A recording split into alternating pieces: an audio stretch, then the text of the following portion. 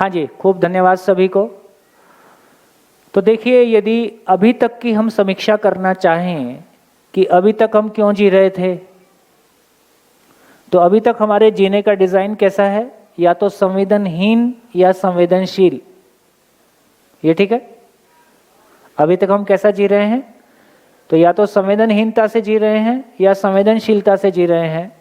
तो सही अर्थों में कहा जाए तो स्वयं को शरीर मान के जी रहे हैं। और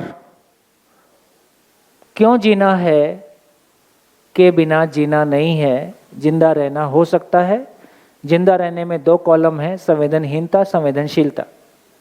तो यहाँ से हम शुरू करते हैं कि क्यों जीना है।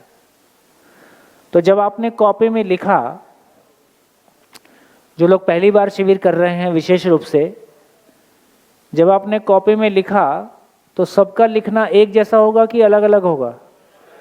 अलग अलग ही होगा, है ना। हमारी छत एक है, बाकी सब अलग अलग ही है। तो इसका मतलब यह हुआ कि यदि हमारे जीने का लक्ष्य अलग अलग होगा तो क्या जीना साथ साथ होगा? ठीक हो गया।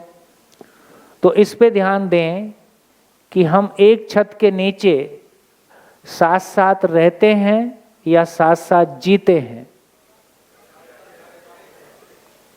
जीते हैं कि रहते हैं? रहते हैं, जीना चाहते हैं। तो यदि लक्ष्य की क्लैरिटी नहीं है तो एक छत के नीचे साथ साथ रहना हो सकता है, एक बेडरूम में रहना हो सकता है, जीना तो नहीं हो सकता है। ठीक। एक रिश्ता गिला शिकवा शिकायत से मुक्त नहीं है। इससे ये सिद्ध होता है कि हम जी नहीं रहे हैं, जीने की आरजू में हैं, जीना चाहते हैं। तो क्यों जी रहे हैं, इसका उत्तर सबके लिए अलग अलग होगा कि एक होगा? अभी तो लगता है कि अलग अलग ही होगा, है ना।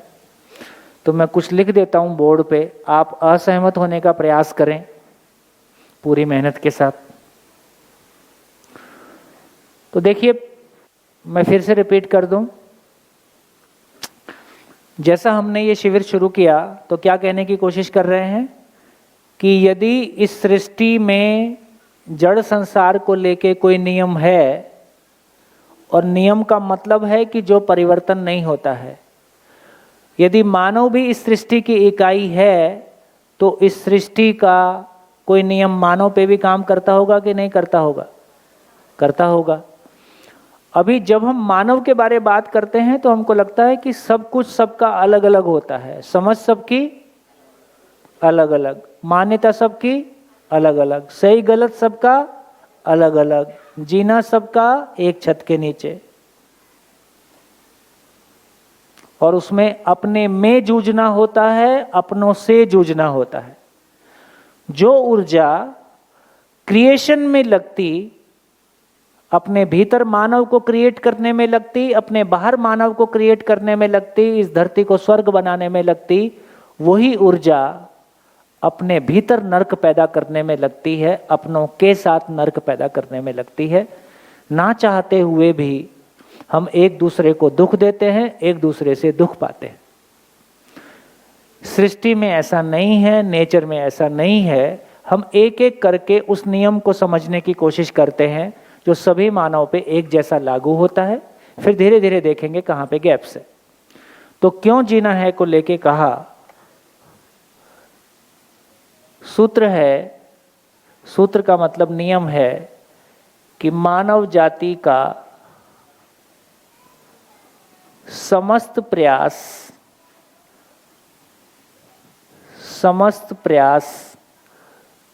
केवल और केवल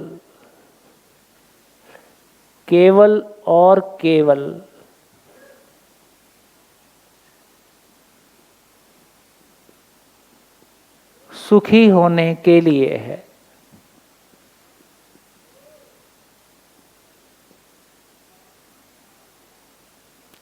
सुख अंडरकोट है। मानव जाति का समस्त प्रयास, सोते हुए जागते हुए, वो जो कुछ भी सोचता है, बोलता है, करता है, वो किसी सुख की तलाश में करता है। सुख क्या है? जो उसके अनुसार सुख है ना।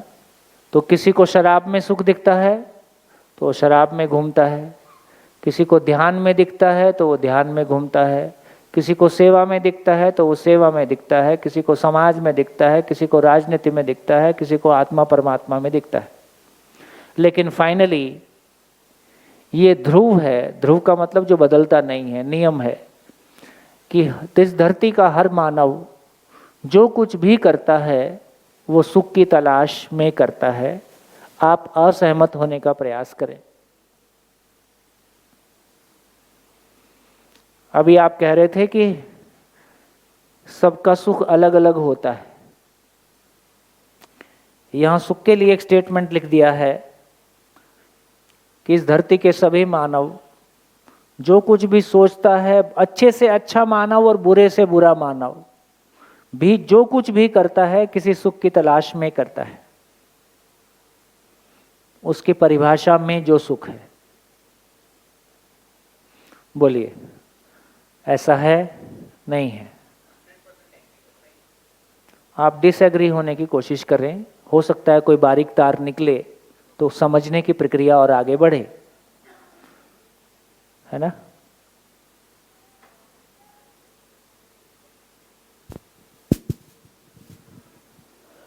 साइकोलॉजी में बोलते एक सेल्फ सैबोटेजिंग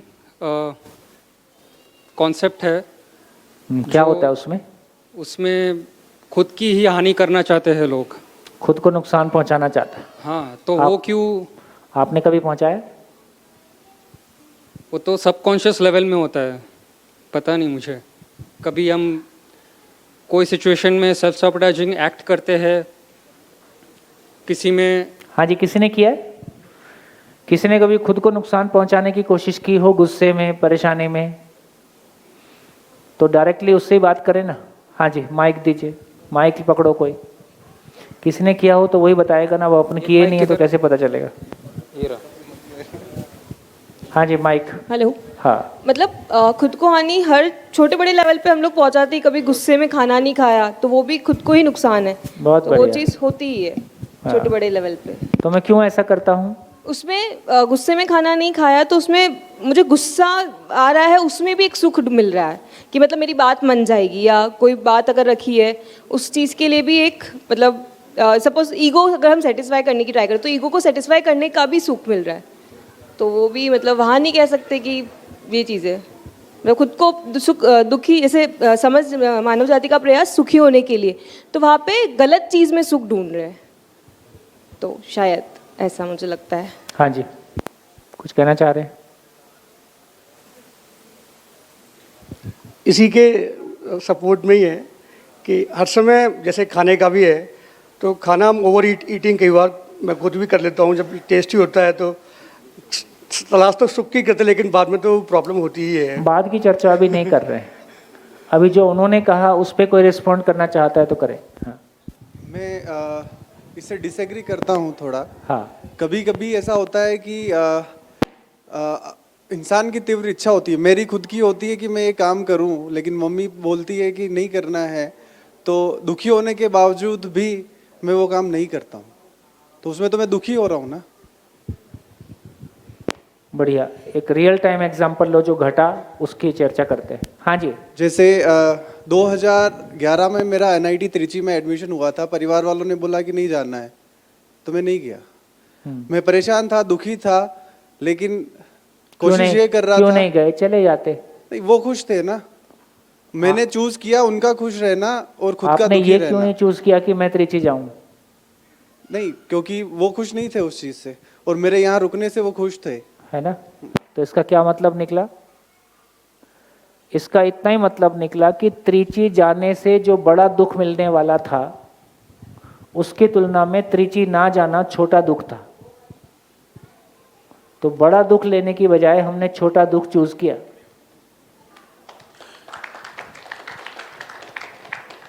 तो इसका मतलब है कि दुख को कम करने का प्रयास भी सुखी होने के अर्थ में एक प्रयास है। हो सकता है कि मैं खुश हो जाता या परिवार वाले खुश चले हो जाते। नहीं। किसने मना किया था? अंततः सुखी है सर वो। तुम नहीं गए, वो तुम्हारा ही निर्णय था। इसका मतलब है उस क्षण में जो तुमको लगा वो तुमने किया। दुखी था, मैं खुश नहीं था।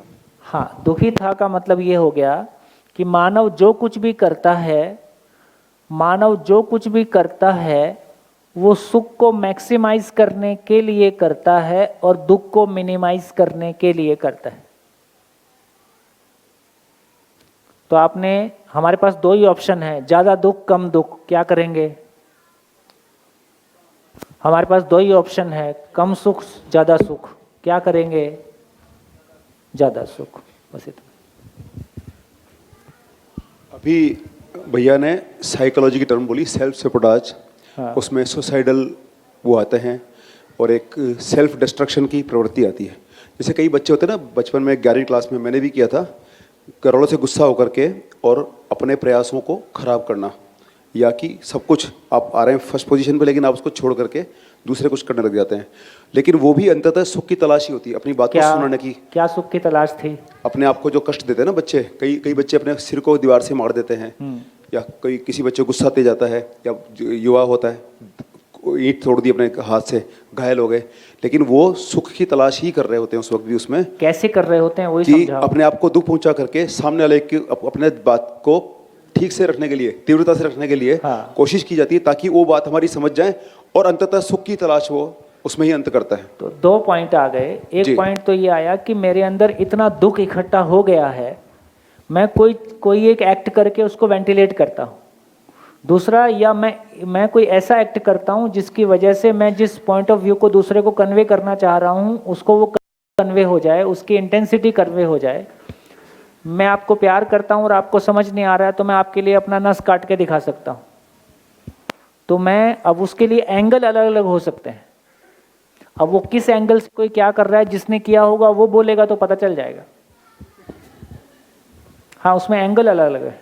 हाँ जी सर, इसमें एक और चीज़ है, मतलब एक और लेवल है। जैसे सर ने बोला सेल्फ सेबोटेजिंग, मतलब उसमें एक और वर्ड है मैसोकिस्ट, मतलब लोगों को खुद को दर्द पहुंचा के खुशी मिलती है। ये मैंने किया हुआ है। पीपल इवन कट देमसेल्व्स, मतलब अपने आप को कट भी लगाते हैं, क्योंकि मतलब कहीं ना कहीं बहुत सारे ऐसे लोग होते हैं जिनको अंदर इतना गिल्ट होता है कि वो फिजिकल पेन खुद पे करते हैं ताकि उनको मेंटल पेन, जो साइकोलॉजिकल, जो अंदर से गिल्ट वगैरह है, उस चीज़ को कम करने के लिए वो फिजिकल पेन अपने आप पे अफ्लिक्ट करते हैं। तो वो भी एक लेवल है कि वो मेंटल पेन को कम करने के लिए अपने आप को फिजिकल पेन देते हैं। मैंने किया हुआ है सर, ये दीवार में घूसा मार के ईंट को बाहर निकाला हुआ है। मैंने किया हुआ है। क्यों किया था? लेकिन इसलिए नहीं कि अपने को पेन देना है, अपनी पेन को एक्सप्रेस करने के लिए किया हुआ है कि वो बात मेरे पेरेंट्स को, मेरे आसपास वाले लोगों को समझ में आ जाए। हाँ। तो इसमें इतना कॉम्प्लिकेशन नहीं है, बहुत सिंपल सी बात है। गुस्सा आया, बात नहीं सुन रहे, धमाक, अब सुन लेंगे, उसके बाद भी कई बार नहीं सुनते हैं, तो अंततः वो सुख की ही चाह होती है। मुद्दे की बात यह है। Thank you sir. हाँ जी, पीछे माइक, पीछे माइक।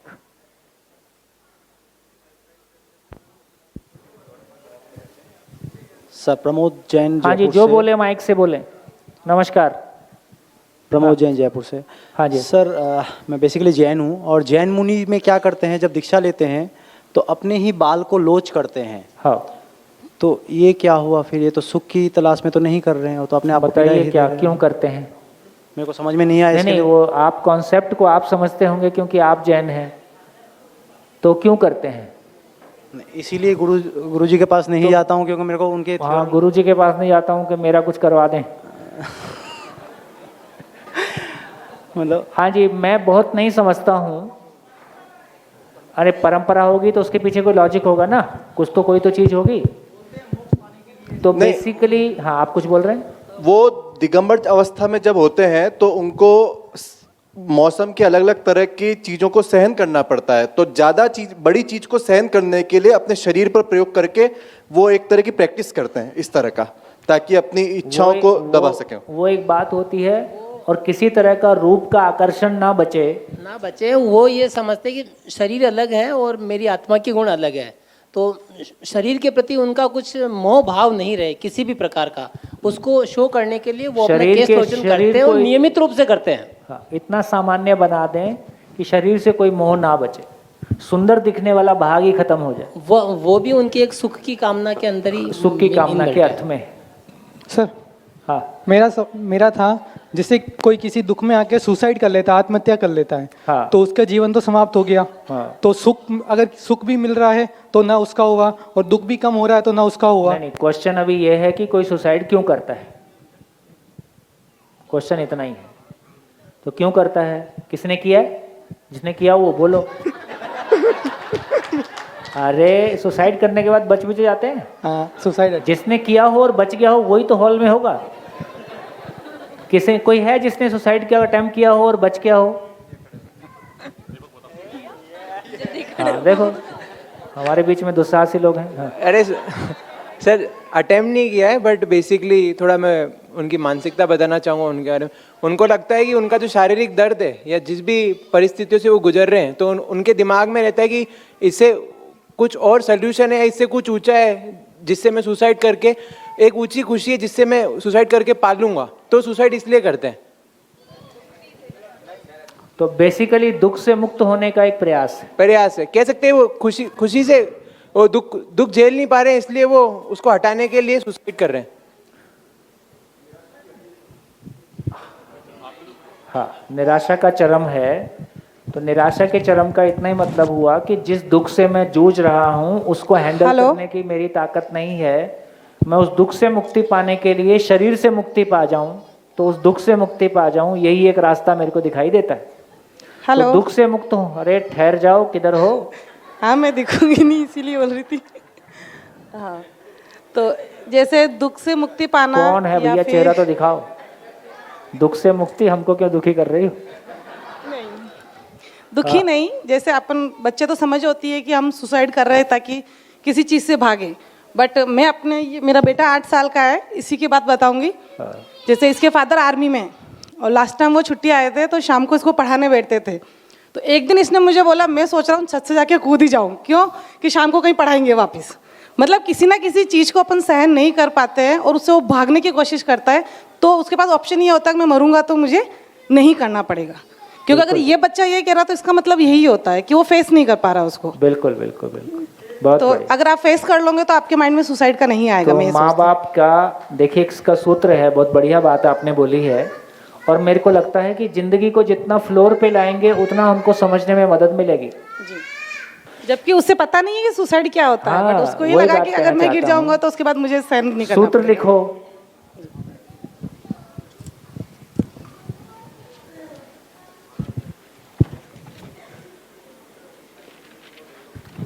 हर मानव गलती करने का अधिकार लेकर पैदा होता है। हर मानव गलती करने का अधिकार लेकर पैदा होता है, सही करने का अवसर और साधन लेकर पैदा होता है। हर मानव गलती करने का अधिकार लेकर पैदा होता है, सही करने का अवसर और साधन लेकर पैदा होता है। क्या मतलब?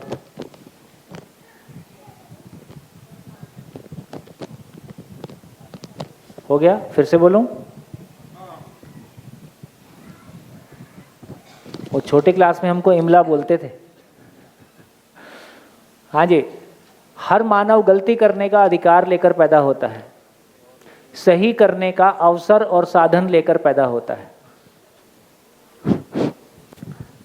तो क्या हुआ, जैसा बहन ने कहा अभी कि पिताजी पढ़ाएंगे, उसका इतना जो भी उनका तरीका होगा और जो भी बच्चे की मनस्थिति होगी, उसमें वो कहता है कि आज शाम को मेरे को पढ़ाएंगे, इससे अच्छा है कि मैं छत से कूद जाऊं।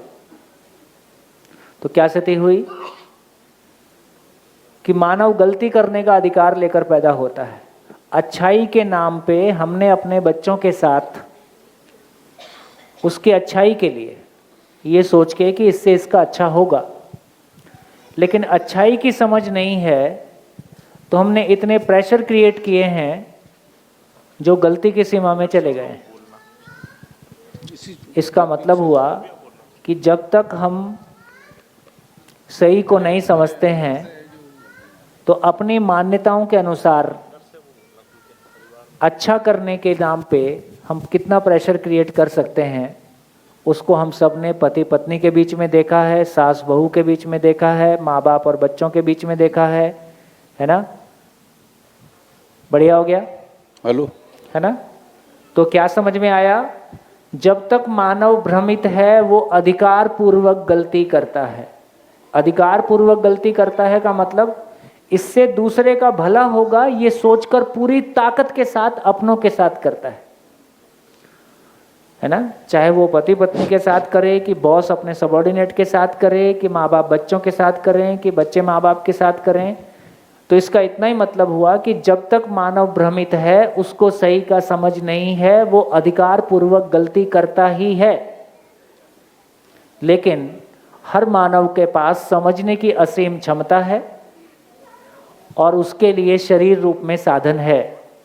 तो हर मानव गलती करने का अधिकार लेकर, सही करने का अवसर और साधन लेकर पैदा होता है। तब तक ये हमारे बीच में चलता रहेगा। हाँ जी, बोलिए। हेलो, मैं लखन सिंह भीलवाड़ा से। सर जी, मेरा सवाल ये है कि मैं ये पूछना चाहता हूँ कि गलती करने का अधिकार लेके हम पैदा होते हैं, लेकिन जब मुझे पता पड़ जाता है कि ये गलत है, फिर भी मैं मतलब वो चीज़, जैसे कि मैं मेरे लिए कहता हूँ, मुझे पता है कि स्मोकिंग करना गलत है, लेकिन फिर भी मैं मतलब स्मोकिंग की लत को नहीं छोड़ पाता हूँ। हाँ। और मन में ऐसे विचार आते हैं कि मैं कम कर लूँ, या एक विचार ये भी आता है कि क्यों छोड़ें वो हम। इसका मतलब ये हुआ कि कोई चीज गलत है ये सूचना है कि ये समझ है। ये सर जी, मुझे ये लगता है कि मुझे ये समझ में आ गया, लेकिन मैं सूचना सूत्र है, लिख लीजिए।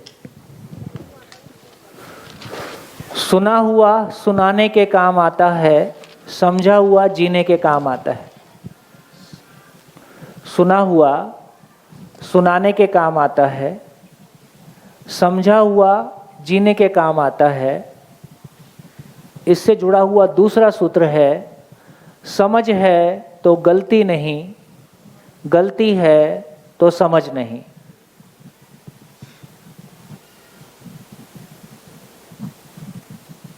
क्या मतलब?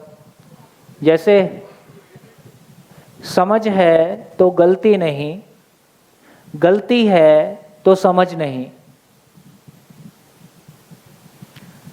जैसे हम सबको पता है कि पानी पीने से प्यास बुझता है। कितनी बार हमको ऐसी कल्पना में आया कि प्यास लगी है तो मिट्टी का तेल पी लूं, घी पी लूं, दूध पी लूं, ऐसा कभी कल्पना में आया? तो जिस मामले में हमारी क्लैरिटी बन गई है, उस मामले में कल्पना में भी गलती नहीं है। व्यवहार रूप में होना तो बहुत दूर की बात है। इसका अर्थ यह हुआ कि जिस मामले में मुझसे गलती हो रही है, चाहे वो स्मोकिंग की है, चाहे वो चुगली खेलने की है, चाहे वो अपनों के साथ कोई दुर्व्यवहार करने की है ना, चाहे कोई संबंध में पीड़ा है, इसका मतलब है कि यदि कोई गलती हो रही है, इसका मतलब मेरी उस मामले में समझ बनी है कि नहीं बनी है? नहीं बनी है। तो समझ है तो गलती नहीं होगी। गलती हो रही है, इसका मतलब उस मामले में समझ नहीं बनी है। तो सिगरेट पीने के मामले में अभी समझ नहीं बनी है। जिस दिन ये समझ में आ जाएगा कि हाँ, या तो सारा सिगरेट पीना अपने खालीपन को भरने की कोई जगह है, ठीक है, तो जिस दिन हमारे को उससे बड़ा कोई सुख हाथ लग जाता है, उस दिन हमारा ध्यान अपने आप ही, जैसे शिविर के दौरान ही जो भी लोग सिगरेट, तम्बाकू, गुटखा टाइप चीज़ें करते हैं, आप पाएंगे कि उस तरफ आपका ध्यान पहले की तुलना में कम जा रहा है। ऐसा अपने आप ही होने लगेगा। जैसे जैसे मन इधर लगना शुरू हो जाएगा, वैसे वैसे अपने आप ही उधर से ध्यान आपका हटना शुरू हो जाएगा। हाँ जी, बोलिए। जी सर जी, सही है ये बात तो कि ध्यान कम होता है, लेकिन कुछ समय बाद वापस जब तलब लगती है तो फिर वो ध्यान हट जाता है हमारा। कोई बात नहीं, कोई बात नहीं। तो कोई चिंता नहीं करो, नेगेटिव चीज़ों के बारे में कोई चिंता मत करो। सिगरेट पियो, तम्बाकू खाओ, गुटखा खाओ, और जो करते हो वो भी करो और 2 गुना करो, कोई चिंता नहीं करो। क्या करना है? मानव जो कुछ भी करता है किसी सुख की तलाश में करता है। जी सर। और वो जो सुख की तलाश में करता है, मैं झोपड़ी में रहता हूँ, झोपड़ी में बरसात में चूती है, आंधी में हवा भी लगती है, ठंडी भी लगती है, गर्मी में गर्मी भी लगती है, कोई कहता है झोपड़ी तोड़ दो। अब जब तक कोई उससे बेहतर कमरा नहीं मिले मैं झोपड़ी कैसे छोड़ दूं?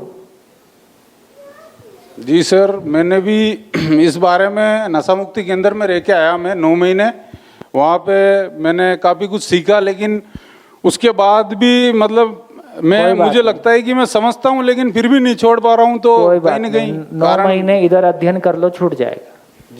जी सर, प्रयास कर रहा हूँ मैं कि इसमें सफल हूँ। इसमें क्या 6 इधर तो 6 ही महीने है, 9 महीने है नहीं वैसे। तो इसका अर्थ ये हुआ, देखो मूल बात पकड़ने की है। मैं जो कुछ करता हूँ सुख की तलाश में करता हूँ, उससे बड़ा सुख हाथ लग जाएगा तो कौन जाएगा उधर, जिसके प्रति हमको खुद को ही अपराध बोध है। और कितना सुख मिल जाता है एक सिगरेट से, थोड़ी बहुत देर अच्छा लगता है। तो हमारी ज़िंदगी में कोई खालीपन है, उस खालीपन को भरने की जगह हमने सिगरेट रख रखी है। जी सर, ये बात तो सही है कि लेकिन बड़ा सुख क्या है ये हमें अभी 6 दिन बाकी जी। इसका शोम भैया, इसका एक रिसेंटली अभी एग्ज़ाम, वो एक मेरे पास एग्जाम्पल है। मेरा एक दोस्त है जो अभी कैंसर हॉस्पिटल ग्वालियर में है। वो सिगरेट और इसको जब हम लोगों का डिस्कशन होता था तो ये हम उसको सूचना, आप ये जो कह रहे हैं, और वो सूचना जो उसमें लिखी रहती थी उसको भी वो बहुत केयरफुली पढ़ता था और हमेशा बोलता था कि मेरे पास ऐसे कोई एग्जाम्पल नहीं है। मेरे गांव में, मेरे शहर में बहुत सारे लोग ऐसे गुटखा खाते हैं जिनसे मैं डेली बेसिस पे मिलता हूँ, लेकिन किसी को तो ऐसा नहीं हुआ। लेकिन जब वो कैंसर हॉस्पिटल में एडमिट हुआ तो उसको ये पता चला कि 95% केसेस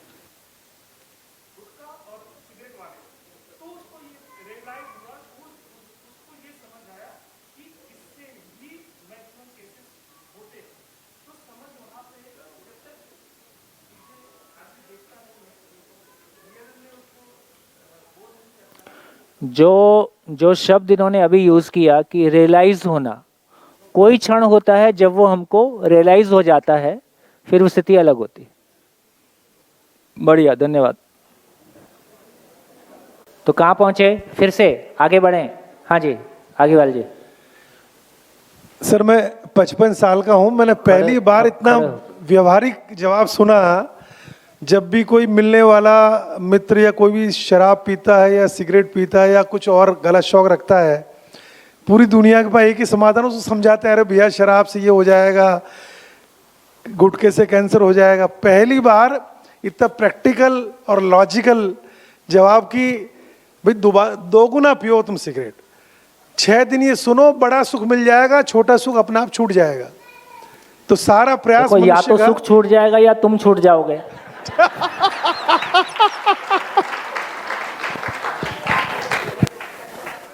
एक तो छूटेगा। हाँ जी, हाँ जी, आगे बढ़े। चलिए, तो ब्रेक के पहले हम चर्चा कर रहे थे, लाइट जाने के पहले, इसमें कुछ और कहना हो तो बोलिए। आप और असहमत होंगे तो बोलिए। हाँ, उनको छोड़ दो आप। एक प्रश्न पूछा था कि मुझे समझ नहीं आ रहा बड़ा सुख क्या है। आपको माइक की जरूरत नहीं है। नहीं है ना, आप छोड़ दो माइक, ऐसे बोलो। हाँ, एक्चुअल में एक हाँ, ऐसे रखो, ऐसे ऐसे। एक सच्ची घटना है, स्मोकिंग से ही लेकर है। एक पिता काफ़ी स्मोकिंग करते थे, वो सारे काम कर लिए, कैंप में जाना, ये करना, उनके रिलेटिव समझा चुके, पत्नी बहुत परेशान थी। आखिरकार उन्हें बस अपनी बेटी से बहुत प्यार था, छोटी बेटी थी उनकी 8-9 साल की। उन्होंने एक दिन अपने पिता से कहा, वो उसको बहुत लाड़ कर रहे थे। बेटी पिता से कहती है कि पापा मैं आपसे बात नहीं करती। बोले क्यों? कि मुझे याद है आप मेरी शादी में नहीं आओगे। बोले तेरी शादी में मैं क्यों नहीं आऊँगा, मैं तो तेरी शादी में रहूँगा। कि नहीं पापा, तब तक आप मर जाओगे। मेरी टीचर मुझसे ये कहती है कि जो स्मोकिंग करते हैं वो ज़्यादा जिंदा नहीं रहते। पिता ने पहली बार इतना गौर से ध्यान से ये इस बात को समझा कि मेरी बेटी जो कह रही है कि 10 साल बाद जब तेरी शादी होगी तो मैं जिंदा नहीं रहूँगा, और ये बात उनको गहरे में उतर गई कि मेरी बेटी का क्या होगा, इसकी इस मासूमियत का क्या होगा। वो सुख उनके लिए बड़ा हो गया। उस बड़े सुख के खातिर उन्होंने रियली स्मोकिंग छोड़ दी। Thank you sir. तो इसका इतना ही मतलब हुआ कि आदमी अभी की यदि हम जीवन शैली को देखें तो लॉजिकली बोलने को अप्रिशिएट करता है, तो लॉजिकली सूचनाओं का आदान प्रदान होता है, लेकिन आदमी भावपूर्वक ही जीता है। तो उसके जीने को जब भी कोई भाव टच कर जाता है तो उस पर कोई प्रभाव पड़ता है। तो किसी मुहूर्त में कोई घटना, कोई व्यवहार, या किसी मुहूर्त में जैसे मैंने कहा कि बड़ा सुख उपलब्ध हो जाएगा, तो फिर हम आगे की यात्रा करते हैं। चलिए ये इसमें थोड़ा और आगे बढ़ लेते हैं। तो एक जगह हम पहुंचे कि मानव जो कुछ भी करता है किसी सुख की तलाश में करता है। इससे भिन्न कोई एग्जाम्पल आपके पास हो तो बोलिए। पीछे एक माइक, बोलिए बोलिए बोलिए बोलिए। हाँ हाँ बोलिए बोलिए। अभी जो नशे की बात चल रही थी, तो मुझे ऐसा तो कोई नशा नहीं है, पर हाँ मुझे मेरे हस्बैंड से बहुत ज़्यादा हस्बैंड का नशा है, वही बताना चाह रही हूँ सर। तो देखो ये तो बड़ी खुशी की बात है। शादी को कितने साल हो गए? सुनिए तो सही।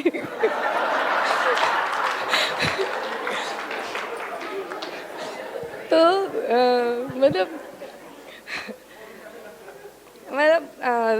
नॉर्मली सभी के साथ होता है वैसे सब कि बार बार इनसे जो शिकायत रहती थी, मतलब ये भी एक वो हो जाता है कि इनके बिना मैं नहीं रह सकती, नहीं तुम मुझसे बात करो, थोड़ी देर बात करो, तो ऐसे चलता रहता था। और जिम्मेदारियां बहुत होती है तो ये इनकी जिम्मेदारी में लगे रहते।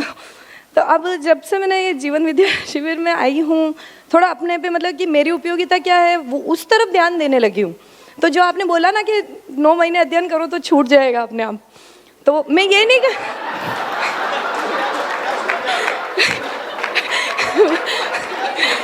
बात तो सुन ही नहीं रहा।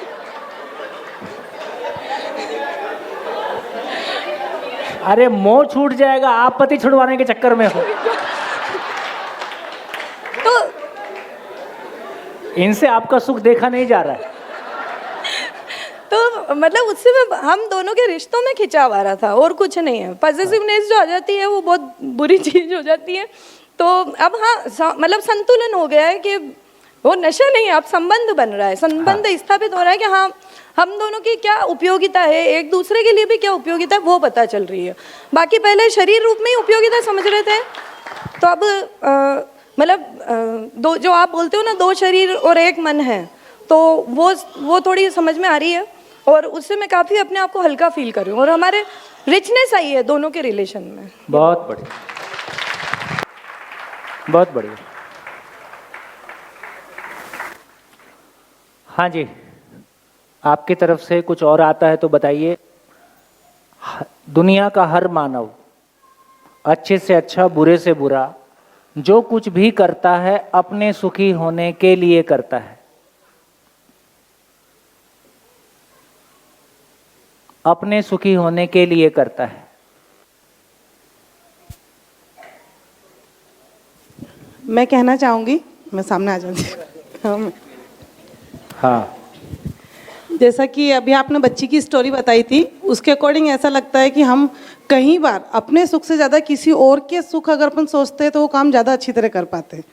तो अपन ये सोच रहे हैं कि हम किसी बड़े सुख के लिए कर रहे हैं, लेकिन उससे भी ज़्यादा कई बार जैसे उसने बच्ची का सुख देखा कि इसका फ्यूचर अच्छा करना है इसलिए सिगरेट छोड़ी, अपने सुख को देख के नहीं छोड़ा था उसने, तो दूसरों में अगर सुख देखोगे तो आपको और बड़ा हो जाएगा। मैं जो कह रहा हूँ आप उसके और मतलब बेसिकली वो अपनी बच्ची को इतना प्यार करता है, उस बच्ची से मुझको इतना सुख मिलता है। किसी और के सुख की आती है तो मैं अपने बच्चों को प्यार नहीं करता, मैं समाज को प्यार नहीं करता, मैं देश को प्यार नहीं करता। मूल में जाएंगे तो जो मेरे लिए सुखद है मैं वही करता।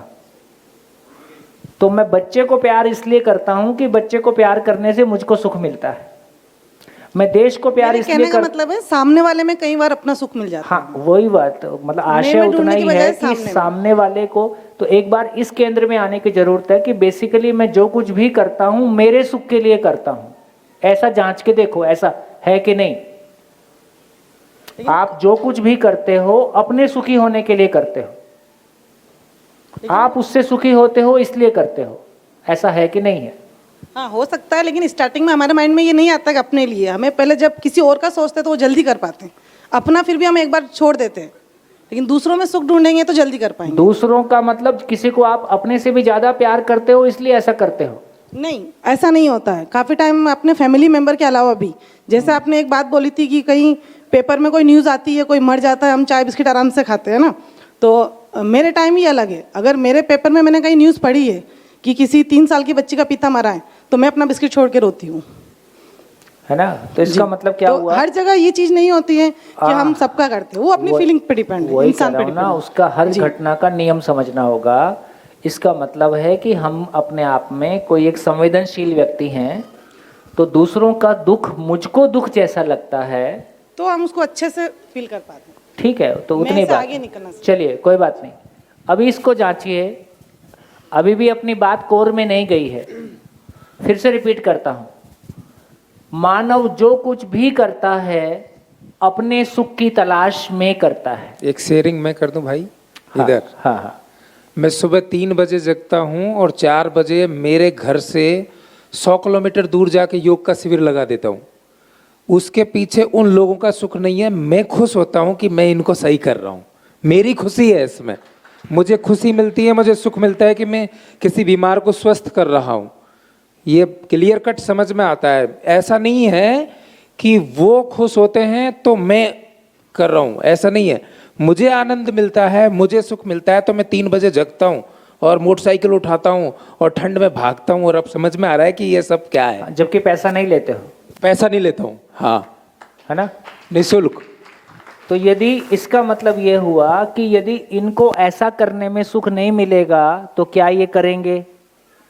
और यदि इनको ये क्लैरिटी नहीं होगी कि मैं जो कुछ करता हूँ मेरे सुख की तलाश में करता हूँ, मैं योग करा के सुखी होता हूँ इसलिए मैं करता हूँ, यदि ये क्लैरिटी नहीं होगी तो ऐसा करके आप में अपने में अहंकार पाल लोगे, आप अपने में अहंकार पाल लोगे, अपने आप को बहुत बड़ा आदमी मानने लगोगे, अनावश्यक दूसरों के सर पे लदने लगोगे।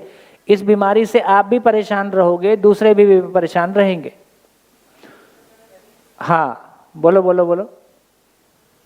जीवन विद्या शिविर से पहले रहे ही थे कि यार क्यों नहीं कर रहे हैं ये सब लोग। हाँ। मैं तो इतने दूर से आ रहा हूँ, ये कर ही नहीं रहे। हाँ, तो इसका मतलब है कि यदि ये क्लैरिटी हमारी बन जाती है कि मैं अपने बच्चों के लिए क्यों करता हूँ, क्योंकि बच्चों के लिए कुछ करने से मुझको अच्छा लगता है इसलिए करता हूँ। मैं अपनी पत्नी अपने परिवार के लिए क्यों करता हूँ, क्योंकि उनके लिए कुछ करने से मुझको अच्छा लगता है इसलिए करता हूँ। दिल्ली में एक घटना घटी, एक पति ने अपनी पत्नी को कहा कि मैं तुमको सरप्राइज देना चाहता हूँ, है ना, चलो बाहर चलते हैं। और दिल्ली में कोई मेरे ख्याल से बुद्धा गार्डन की घटना है, एक बहुत बड़ा जंगल है, वहाँ ले गया, उसको बोला आंख बंद करो मैं तुमको सरप्राइज दूंगा। आंख बंद करवा के क्लच वायर होती है ना, गाड़ी में क्लच डालते हैं, क्लच वायर से उसका गला बांधा और खींच दिया। ठीक, जिस दिन उसने शादी की होगी उस दिन उससे शादी हो जाना उसके लिए सबसे बड़ा सुख था। जिस दिन अपने हाथों से ठंडे दिमाग से सरप्राइज देने के नाम पे उसका गला काट दिया, उस दिन उसके लिए उससे मुक्त होना सुखदायी था, परिस्थितियां जो भी हों। इससे एक बात को हम सोच सकते हैं, ठंडे दिमाग से सोचें कि मैं चाहे अपने बच्चों के लिए करूं चाहे किसी गेस्ट के लिए करूं, कोई गेस्ट आता है उसको देख के मेरे को बहुत खुशी होती है और उसके लिए मैं बहुत कुछ करता हूं, और कोई गेस्ट आता है मेरा मन ही मन कुड़ना शुरू हो जाता है कि ये फिर आ गया। ठीक, इसका मतलब क्या है कि उसके आने से मेरे को सुख नहीं मिला है। तो मैं ये कहना चाहता हूं, इसको बहुत ध्यान से अपने में देखें। मैं अच्छा करूं बुरा करूं, मैं जो कुछ भी करता हूं मेरे सुखी होने के लिए करता हूं, ना किसी पति के लिए करता हूं, ना किसी बच्चे के लिए करता हूं, ना समाज के लिए करता हूं, ना देश के लिए करता हूं। ऐसा है नहीं है? माइक।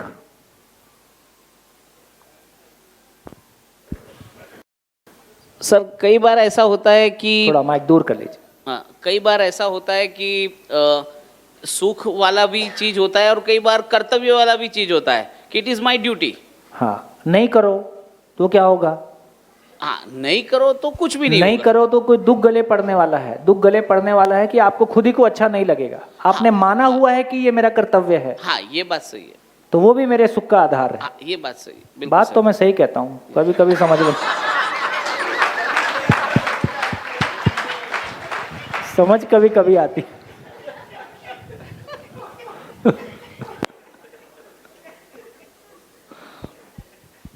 हाँ जी, इस बात में बहुत दम है। आप आराम में आ जाओगे, आप रिलैक्स आ जाओगे, नहीं तो आपने जिंदगी भर यही उसके लिए मैंने इतना किया, उसके लिए मैंने इतना किया, और उसने ये किया, और मैं वो हूँ, और मैं इतना महान, और उसको देखो। हमने अपने आप को बहुत परेशान किया है और दूसरों को भी परेशान किया है। एक बार ये क्लैरिटी आ जाए, आपने जो कुछ किया है उस क्षण आपके सुखी होने के लिए वो करना आपकी जरूरत थी, इसलिए आपने किया है।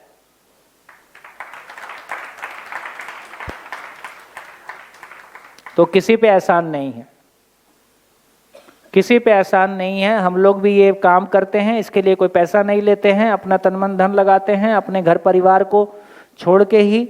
छोड़ के का मतलब उतना समय घर में रहते तो कुछ और करते, कभी कभी पत्नी भी परेशान हो सकती है, उसके बावजूद भी करते हैं, क्योंकि ऐसा करना हमारे लिए सुखदायी है, इसलिए करते हैं। कितने आराम का काम। तो विशेष बनना खत्म हो जाएगा। ये जो महानता का चोला ओढ़ना था, ये जो बिना मतलब की महानता का चोला ओढ़ रहे थे, इससे मुक्ति मिल जाएगी। हम आराम से अपना काम कर सकते हैं। बताइए, इसके विरोध में आपको कुछ कहना है तो बोलिए। आप असहमत होने के लिए पूरा दम लगाइए।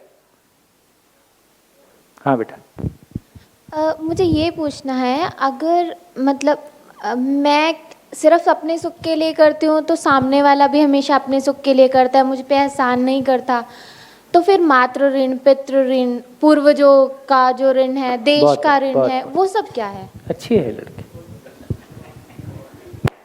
बारीक तार को पकड़ती है। गुड। तो इसका मतलब ये हो सकता है कि किसी का सुख किसी की जिंदगी बर्बाद कर सकता है। तमाम रेप की घटनाएं, तमाम ये सारी घटनाएं, किसी का सुख इस लेवल का हो सकता है कि किसी की जिंदगी बर्बाद कर सकता है। किसी का सुख इस लेवल का हो सकता है कि हजारों लोगों को जिंदगी दे सकता है। भ्रमित मानव का सुख ऐसा हो सकता है वो लाखों लोगों की जिंदगी बर्बाद कर दे, जैसे आतंकवादी। बिल्कुल। और किसी का सुख ऐसा हो सकता है जो हजारों लोगों को जिंदगी दे दे। आपका तो हम किस सुख को अप्रिशिएट कर पाएंगे? जो कि सबके मानव के लिए सुख मानव के लिए। इसका मतलब है कि परंपरा ने जिस बात को ऋण के रूप में कहने की कोशिश की, उसी बात को अब हम समझ के वैसा ही रिस्पॉन्ड कर सकते हैं, विद लॉजिक। With logic. और अपने में सरल रह सकते हैं। वो जो अपने में बहुत बड़ा अहंकार का चोला है कि मैंने इतने लोगों के लिए उपकार किया, वो जो लोग भी सम्मान देने ही लगते हैं, तो लोग भी सम्मान देने ही लगते हैं, तो अपन भी मान ही लेते हैं कि हम बहुत बहुत बड़े आदमी हो गए हैं। तो अपने भी भ्रम में, शुरू में कोई हमारे पैर छूता है तो हम समझ जाते हैं अभी नया है, कुछ दिन में नॉर्मल हो जाएगा।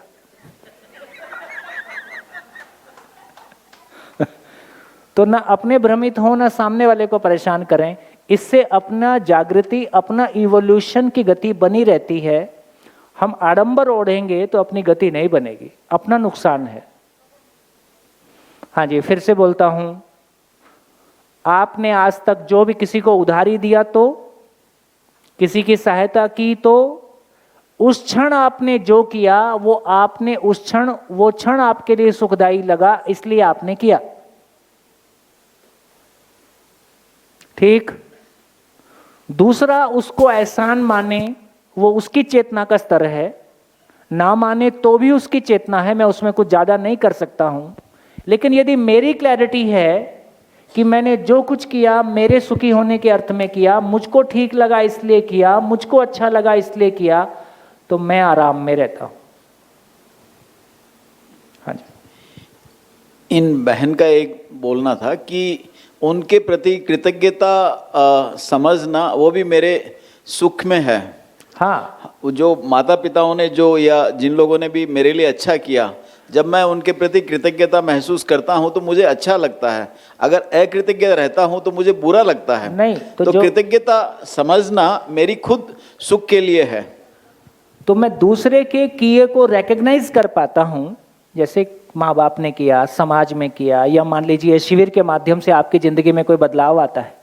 यदि शिविर के माध्यम से आपकी जिंदगी में कोई बदलाव आता है, किसी की जिंदगी में बदलाव आए और वो कृतज्ञ ना हो, उसके प्रति सम्मान से ना भर जाए, ऐसा होता ही नहीं है। प्रकृति में बेईमानी की गुंजाइश नहीं है,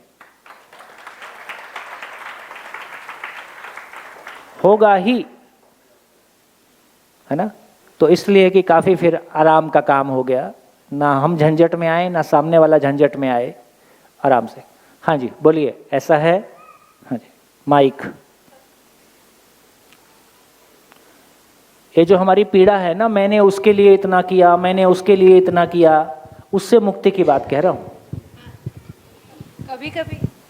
कभी कभी कोई बहुत सारे लोग पूरी जिंदगी निस्वार्थ भाव से काम करते हैं। हाँ। तो फिर उनको कौन से सुख की तलाश होती है? निस्वार्थ भाव से काम करने की में जो मनस्थिति रहती है, उससे जो हमारी इवोल्यूशन की जर्नी होती है, उससे मैं जो सच्चाई के निकट पहुंचता हूं, उससे जो चित्त शुद्धि होती है, जो ज्ञान तक पहुंचने के लिए अनुकूलता बनती है, उस सुख की तलाश में मैं करता हूं। ओ बड़ा पेमेंट है। संसार छोटे मोटे पेमेंट में निबट जाता है, ये लोग लंबी दौड़ वाले होते हैं। अपना चित्त शुद्ध हो जाए और मैं ज्ञान को अनुभूत हो जाऊं, मैं अपने होने के स्वरूप को पा जाऊं, मैं उस स्टेबल स्टेट ऑफ माइंड को पा जाऊं, किसी बड़ी लक्ष्य को पाने के लिए मैं वो कुछ करता हूं। हेलो। हाँ हेलो सर, मैं वैशाली अहमदाबाद से। सर, जब बात हो रही है सुख की, हर कोई सुख चाहता है, और जब आपने बताया कि समझ आती है, तो थोड़ा मैं यहाँ कॉन्फ्लिक्ट हो रहा है कि हर किसी की गति अलग अलग है। हाँ। है ना।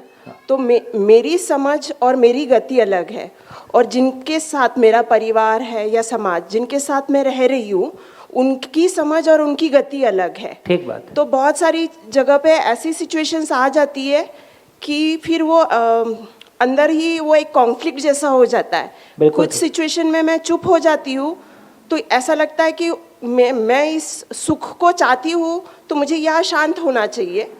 पर कभी कभी ये चीज़ हो जाती कि नहीं, इनकी गति और समझ, तो वो थोड़ा क्लियर नहीं हो पा रहा है। देखो, जो बात आप कह रही हो बिल्कुल ठीक है। तो एक स्थिति ये है कि पूरा परिवार एक साथ बैठ के शिविर कर ले, क्योंकि पत्नी शिविर करने आती है, लौट के पति को समझा नहीं पाएगी। पति आता है तो बिल्कुल ही नहीं समझा पाए। भाई मैं थोड़ा बहुत तो पतियों की तरफ से बोलूंगा। पति समाज की रक्षा भी करना। तो इसका मतलब ये हुआ, अब बच्चे शिविर करने आते हैं, वो लौट के माँ बाप को समझा नहीं पाएंगे। सामने वाला जिंदा रहने के धरातल पर बोलता है आचरण हमसे सीखो। अब क्या करें इसका? तो फिर बीच का ही रास्ता निकालना पड़ता है कि चल भाई पतली गली से निकल जाएं, ना तुम हमको डिस्टर्ब करो ना हम तुमको डिस्टर्ब करें। तो एक तरीका ये है कि जब पूरा परिवार जीने के स्वरूप को एक साथ पहचानता है, तो आपस में बात करने का और आपस में जीने का फ्रीक्वेंसी मैच होना बहुत आसान हो जाता है, काफी फर्क पड़ जाता है। शिविर क्या चीज है? शिविर एक आईना है। अभी परिवार में क्या होता है, मैं आपकी गलती बताता हूं, आप मेरी गलती बताते हो, मुझको ठीक, आपके बोलने से मेरे को ठीक नहीं होना, मेरे बोलने से आपको ठीक नहीं होना, और संबंध में कड़वाहट आती रहती है। शिविर कैसी चीज है? शिविर में मैं आपकी गलती नहीं बताता हूं, मैं केवल आईना दिखाता हूं। इतना बड़ा आईना कितने फुट का है? 6 रही है, 6 थी 18x4, 18x4 का आईना। तो 18x4 के आईने में आपको अपनी पूरी पिक्चर दिखाई देती है। मैं मेरी जिंदगी का अधूरापन स्वयं देख लेता हूं, और ये अद्भुत घटना है, कोई भी व्यक्ति को अपूर्णता स्वीकार नहीं है। जब भी कोई व्यक्ति अपनी अपूर्णता को पहचान लेता है, उससे मुक्त होने का प्रयास तत्काल शुरू हो जाता है। ठीक?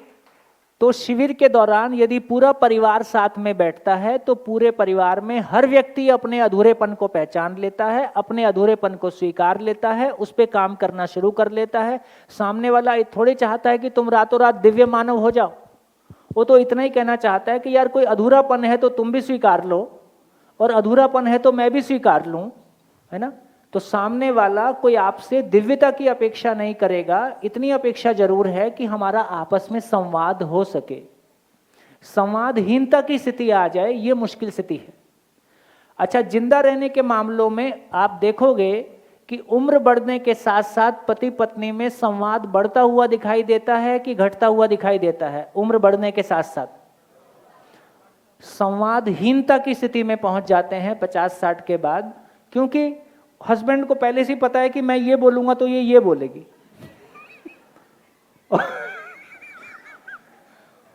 दोनों को एक दूसरे के क्वेश्चन भी पता है, आंसर भी पता है, अब बोले तो क्या बोले। और उसमें अधिकांश बातें ऐसे हैं जिसमें असहमति है, और वो असहमति की बर्फ इतनी जोर से जम गई है कि अब ये पिघलेगी इसकी संभावना भी नहीं है, और छत वही रहनी है, वो बदलेगी नहीं। तो क्या करें? तो भैया चुप रहें और काम की जितनी बातचीत में कम से कम में काम चल जाए उतनी बातचीत में काम चलाएं। तो अब इसका अब एक जन शिविर में आ गया। आप अकेली हैं कि किसी? अकेली आई। अब आप अकेली आई हैं, इसमें दोनों अपॉर्चुनिटी हैं। इसमें थोड़ा चैलेंज बड़ा है कि अपनी समझ के साथ अपने परिवार में लोगों की एक अच्छी बात यह है कि अच्छा आचरण सभी को स्वीकार होता है। मानव के पास ऐसी कोई हैसियत ही नहीं है कि वो सही आचरण को अस्वीकार कर पाए।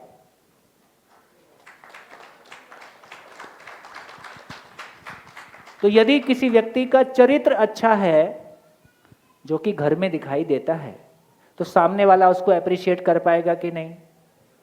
उसमें सेवा का भाव है, उसमें कोई कटुता नहीं है, उसको स्वीकार करेगा कि नहीं?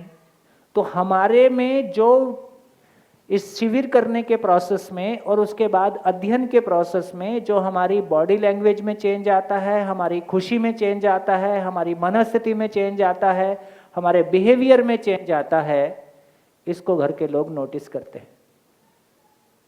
और वो नोटिस करने से कोई पॉइंट पे वो तैयार हो जाते हैं कि चलो देख लेते हैं तुम क्या करते हो, है ना। तो हो सकता है थोड़ा धैर्य की आवश्यकता है, थोड़े इंतजार की जरूरत है ना। धीरे से, बस पति पत्नी संबंध में थोड़ा सा मुश्किल है क्योंकि दो को साथ चलना जरूरी है। बाकी कोई बच्चे साथ ना चलें कोई बात नहीं, आगे पीछे जैसा होगा देखेंगे। लेकिन ये पति पत्नी का परिभाषा है एक मन दो शरीर। दोनों का मन एक दूसरे को छूता है, दोनों का मन एक दूसरे से प्रभावित होता है। इस क्रम में देखो जो कुछ भी बातें हो रही हैं ये हजारों साल की मनस्थिति को हैंडल करने की बात है। आज मेरी मनस्थिति जैसी है ये एक दिन का रिजल्ट है, ये हजारों शरीर यात्राओं का, कई सौ शरीर यात्राओं का मामला है। जो कई सौ शरीर यात्राओं का मामला है या जो कई हजार साल की मनस्थिति का मामला है, ये 2 दिन में बदल जाएगी, 4 दिन में बदल जाएगी, ऐसा अपेक्षा करना उचित नहीं है।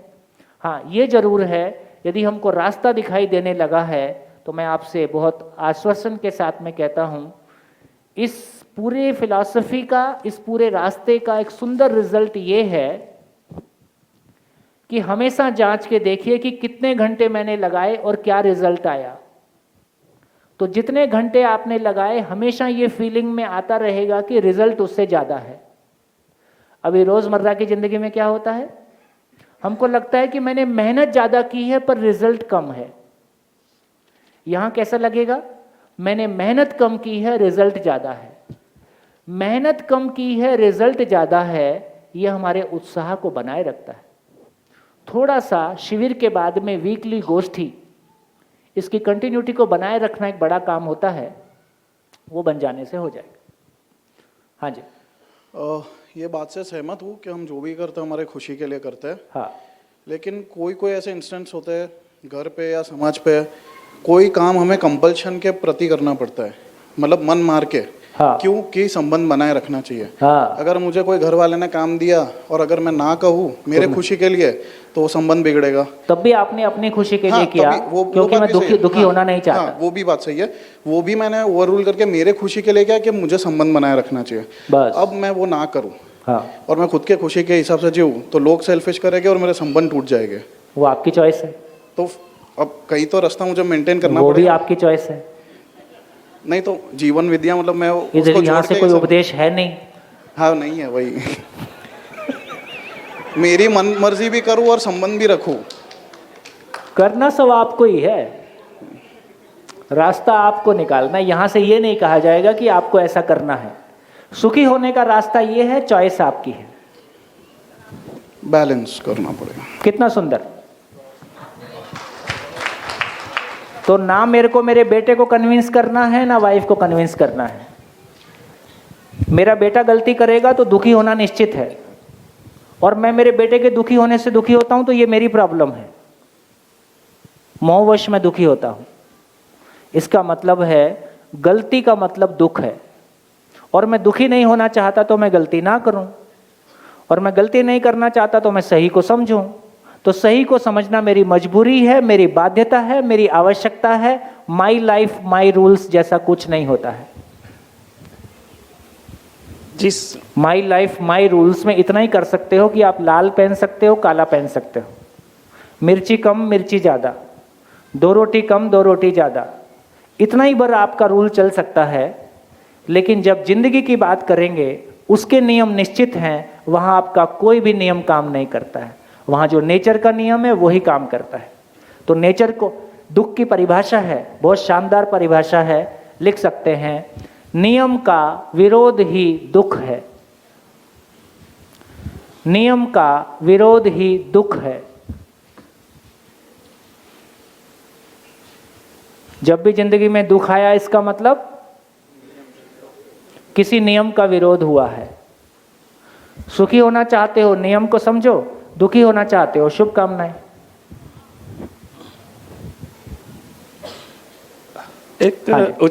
मैं सोम भैया अभी मेरा जो जॉब है वो ट्रैवल ज़्यादा रहा है, तो अक्सर मैं ट्रैवल करता रहा, और मेरी शादी के 10 साल हो गए हैं। 8 साल तक मैंने अपनी पत्नी को ये नहीं समझा पाया कि मैं जो बार बार उसका फ़ोन आता है, मैं उसका फ़ोन नहीं रिसीव कर पाता हूँ, या रिसीव करता हूँ तो बार रोक कहता हूँ कि अभी मेरे पास काम है इसको, और ये हमेशा कॉन्फ्लिक्ट होता रहा।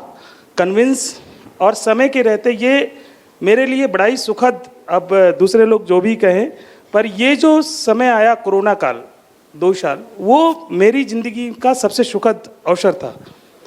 क्योंकि मुझे जब वर्क फ्रॉम होम मिला तो उसको ये समझ में आया कि व्यक्ति कितना काम में बिजी रहता है, तो उसका जो केयरिंग मेरे प्रति मेरे को लेकर के बढ़ा, वो बहुत ही मेरे लिए सुखद रहा। और उसको आज मैं यहाँ 7 दिन के लिए आया हूँ, केवल उसको ये मैंने टाइम टेबल भेजा हुआ है कि ये शिविर का टाइम टेबल है, तो उसका फ़ोन उसी टाइम पे आएगा जब मैं फ्री होऊंगा। और आप क्यों नहीं कर लेते? या मैं भी करता हूँ, शाम को मैं करता हूँ, सुबह मैं करता हूँ, शाम को। तो एक चीज़ जो ये हुई है कि कन्विंस जब तक स्थिति परिस्थिति का सामना मुझे लगता है नहीं होता है, उसको रियलिटी स्थिति परिस्थिति का भी है। दूसरे मेरे को लगता है कि देखो, हमारे पास अभी मानव की समझ नहीं है तो मानव की भाषा भी नहीं है ना। अभी हमारे पास वस्तु भाषा है। हम खाने पीने के बारे में बात कर सकते हैं, मशीन के बारे में बात कर सकते हैं, काम के बारे में बात कर सकते हैं। मानव की समझ नहीं है तो अपने भाव को कन्वे करने के लिए वो शब्द, वो भाषा हमारे पास नहीं है। इसलिए साथ रहते हुए भी अपने भावों को व्यक्त नहीं कर पाते। और हाँ सोम भैया, खाने पीने को लेके कहा तो उसमें भी बड़ा कॉन्फ्लिक्ट था, क्योंकि मैं 20 से 25 दिन तक बाहर ही रहता था, तो बाहर ही खाना खाता था। जब मैं घर आता था तो ये होता था कि चलो बाहर खाना खाते हैं, तो मुझे चूँकि बाहर खाना है मुझे अब अच्छा नहीं लगता, क्योंकि घर का खाना मेरे लिए इम्पोर्टेंट था। जब मैं उसके साथ वहाँ होटल या कहीं रेस्टोरेंट में जाता तो उसकी अपनी चॉइसेस, लेकिन मुझे तो सिंपल खाना, दाल या खिचड़ी, तो उसका अगर यही खाना है तो चलो हटाओ छोड़ो, और वहीं पे मतलब ये गुस्सा और ये वहाँ से हम लोग वापस। लेकिन जब इस चीज़ को रियलाइज किया कि समस्या क्या है, उसको पहचाना और समाधान की तरफ हम लोग आगे बढ़े जी, तो शांतिपूर्ण आज जिंदगी बढ़िया है। बढ़िया बढ़िया। हाँ जी। नियम का विरोध ही दुख है। हाँ। इसके लिए बहुत छोटी सी फनी घटना है मेरे पास में। फनी है, सीरियस नहीं है। मैं डिपार्टमेंट का पीआरओ रहा हूँ 10-11 साल तक, मेरे डिपार्टमेंट का। तो एक बार एक मीटिंग के लिए डीजी लेवल के अफसर जयपुर आए हुए थे। मैं जयपुर से सुधीर शर्मा हूँ। मैं चूँकि शुरू में परिचय दे चुका था इसलिए बार बार नहीं दे रहा हूँ। सुधीर शर्मा हूँ जयपुर से। तो एक डीजी लेवल के अफसर मेरे साथ थे और मेरी उनके साथ ड्यूटी लगी हुई थी कि मैं उनको टेक केयर करूं इधर उधर जयपुर शहर में घुमाने के लिए। तो हमारे शहर में ट्रैफिक बड़ा भयानक होता है, बड़ा ही ख़राब सा ट्रैफिक होता है। तो वो बड़े चिढ़ रहे थे, वो गाजियाबाद से आए थे और परेशान हो रहे थे कि सुधीर जी आपके शहर में देखिए लोग रूल्स को फॉलो नहीं करते हैं, कैसे बुरी तरह से चलते हैं, कोई इधर से आ रहा है, कोई इधर से आ रहा है, कोई किधर से आ रहा है। तो मैंने कहा सर रूल ये है, आपको रूल नहीं पता? रूल ये है कि मेरी गाड़ी चाहे जाए चाहे न जाए, ये पड़ोस वाली गाड़ी नहीं जानी चाहिए। मेरी गाड़ी चाहे चले या न चले, पड़ोस की गाड़ी ना चलनी चाहिए। तो उस बात पे उसको उन्होंने उसी बात को एंजॉय करना शुरू कर दिया। बोला देखिए रूल ये भी फॉलो कर रहा है, रूल ये भी फॉलो कर रहा है, रूल ये भी। तो जो स्वीकार है उस तरह से है कि नियम का विरोध ही। ऐसा मत करो जी नमस्ते। इतना ज्ञान मत दो। संगीता मिश्रा। हाँ जी। अभी आपने जो कहा कि नियम का विरोध ही दुख है, तो इसमें एक ये क्वेश्चन है कि एक एक्सीडेंट होता है, उस एक्सीडेंट में हस्बैंड की डेथ हो जाती है और वाइफ को जो दुख होता है, तो उस पर वाइफ ने कहाँ नियम का विरोध किया जो उसे दुख हो रहा है? वाइफ का मतलब इतना ही है कि अभी वो वाइफ है, मानव नहीं है, बस इतनी ही बात है। आखिरी दिन तक हो जाएगा। सर हम जो डेली रूटीन वर्क करते रहते हैं, मतलब बेसिकली सवाल ये है, क्वेश्चन आपकी चर्चा लाइन में हो तो ही करना, हाँ नहीं तो अलाउ नहीं करूंगा। हाँ। मतलब आपका ये है कि इससे असहमत होना है, मैं असहमत नहीं हूँ, बट फिर भी मन से एक सवाल आया जो असहमत नहीं हो तो मत बोलो। सर थोड़े असहमत हो वही बोले। ठीक है, सुन लीजिए। सर मैं शॉर्ट में फिनिश कर दूंगा। ये इतने 300 लोगों का टाइम पास नहीं करना है। 300 लोग बहुत मजबूरी में अपना समय निकाल के आए हैं, इस बात को हम सारे लोग समझें। केवल कोई शेयरिंग कर दें, मेरे घर की कोई घटना सुना दें, ये 300 लोग इस बात के लिए इकट्ठे नहीं हुए हैं। इस बात की मर्यादा को अपन ध्यान में रखें। आपकी परमिशन हो तो बोलता हूँ। मेरी परमिशन अब यही है कि आप ध्यान में रखो कि 300 लोगों के लिए मैं टाइम पास तो नहीं हूँ। ठीक है। सर सवाल ये कि हम जो डेली रूटीन वर्क जो हम लोग करते हैं, कई बार उससे बोर होने लग जाते हैं कि डेली आपको ऑफिस जाना है, डेली ब्रश करना है, सोना है, खाना पीना है। वो ये छोटे छोटे काम के अलावा जो बड़े काम हैं वो भी हमारी रूटीन लाइफ में इतने डेली होने लग जाते हैं कि लाइफ में कुछ चैलेंजिंग टास्क नहीं रहता है। तो कभी कभी ऐसा लगता है क्या लाइफ है, रोज़ सुबह यही रूटीन हमें रिपीट करते रहना है और उसके अंदर हमें सुख भी नहीं मिल रहा होता, क्योंकि हमें वापस वो करना ही है, नेक्स्ट डे भी हम करेंगे और करना ही पड़ेगा। मतलब वो एक लाइफ है जो जीनी है। हो गया। बस सवाल यही था। इसमें क्या निकला? इसमें यही है कि हम लोग करते आ रहे हैं बट उसमें कहीं सुख नहीं मिल रहा है। आपने क्यों सुनाया? सर सवाल पूछना था कि क्या पूछना? कि जो हम रोज काम कर रहे हैं उसमें सुख नहीं मिल रहा है, फिर भी कर रहे हैं ना। हाँ, क्यों कर रहे हैं? सुख तो है ही नहीं ना उसमें। क्यों कर रहे हैं? तो क्यों कर रहे हैं? ओके, क्योंकि जीना है, बस लाइफ का साइकिल चलता रहेगा, साइकिल चलाने के लिए, दैट्स ऑल।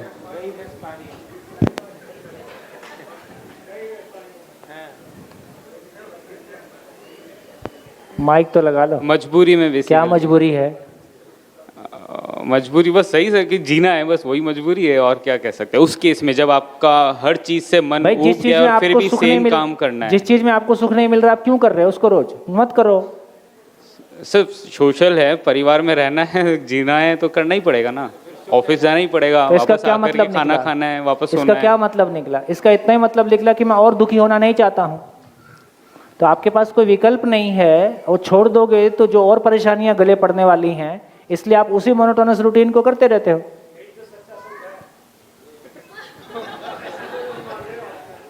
ठीक है, बढ़िया हो गया। बात पहुंची कि नहीं पहुंची? हाँ जी, ये आराम से सच्चा सुख। इसका मतलब ये हुआ ऐसे तमाम लोग हैं जो मोनोटोनस जॉब को लगातार कर रहे हैं। बात ये हो रही कि मानव जो कुछ भी करता है सुख की तलाश में करता है, लेकिन उस मोनोटोनस जॉब में या कभी कभी गृहिणियां भी अपने काम को देखती हैं, तो सुबह से शाम तक वही रोज खाना बनाओ, वही रोज, उसको ही कभी कभी लगता है कि क्या हो रहा है ये, तो उसमें सुख नहीं मिल रहा है। फिर भी हम क्यों करते हैं? क्योंकि हमारे पास और कोई विकल्प भी नहीं है। वो नहीं करेंगे तो और दुखी होने की स्थिति है। घर में खाना नहीं बनेगा तो भूखे रहेंगे और दुखी होने की स्थिति है। जॉब नहीं करेंगे तो खाना खाने के लिए पैसा नहीं आएगा। कुल मिला के अपना उद्देश्य तो खाना खाना ही है। हमारे जीवन का एक ही उद्देश्य है कि खाना मिलता रहे, 2 टाइम की रोटी। तो 2 टाइम की रोटी के लिए हम जी रहे हैं, ये हमको स्वीकार नहीं होता है। लेकिन उससे बड़ा कोई कैनवस हमारे पास नहीं है, इसलिए वही करते रहना हमारी मजबूरी है, क्योंकि हम और दुखी होना नहीं चाहते। तो फाइनली ये कह रहे हैं कि मानव या तो जो कुछ भी करता है सुख को मैक्सिमाइज करने के लिए करता है, या दुख ना मिले इसके लिए कुछ करता रहता है। तो बात वहीं पहुंच गई। चलिए सर, हाँ, इससे क्राइम करने की पॉसिबिलिटी का प्रोत्साहन नहीं होगा, क्योंकि इसके बाद तो गिल्ट ही नहीं आएगा, जो कर रहे हो सुख के लिए कर रहे हो। फिर आप जो भी करते हो सुख के लिए करते हो, ये एक बात है, लेकिन यदि वो सही नहीं है तो गिल्ट आएगा ही। आगे चलेंगे तो और क्लैरिटी आ जाएगी। बात आपकी ठीक है, लॉजिकली आप ठीक बोल रहे हो, बिल्कुल ठीक है। लेकिन पहले ये सच्चाई है कि नहीं है, पहले उस तार को पकड़ो। तो देखो, कोई एक सूत्र धरती के सबसे पापी आदमी के लिए और सबसे ज्ञानी आदमी के लिए एक समान काम करता है, इसको तो अप्रिशिएट कर पाओ।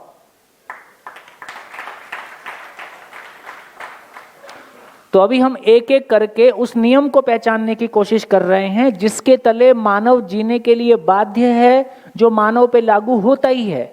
एक बार वो नियम हमको समझ में आ जाएगा, ध्यान में आ जाएगा, तो आदमी को देखने का नजरिया बदल जाएगा, खुद को देखने का नजरिया बदल जाएगा, नजरिया बदल जाएगा। बढ़िया। और कोई असहमत होने का प्रयास करने में, और कोई कुछ कहना चाहते हैं तो बोलिए। हो गया? आगे बढ़ूं तो इसको थोड़ा सा आगे बढ़ा देते हैं। इसका मतलब क्या हुआ? धरती के सभी मानव की मूल चाहत, धरती के सभी मानव की मूल चाहत एक है, और वो सुख की तलाश है। और सुख भी कितना?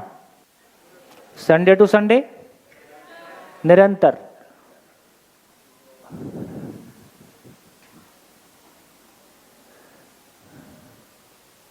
एक बात निकल के आ गई, एक बात निकल के आ गई।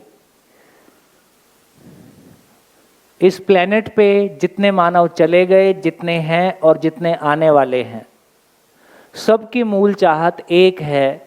सभी किसी सुख की तलाश में हैं, और वो सुख कैसा हो?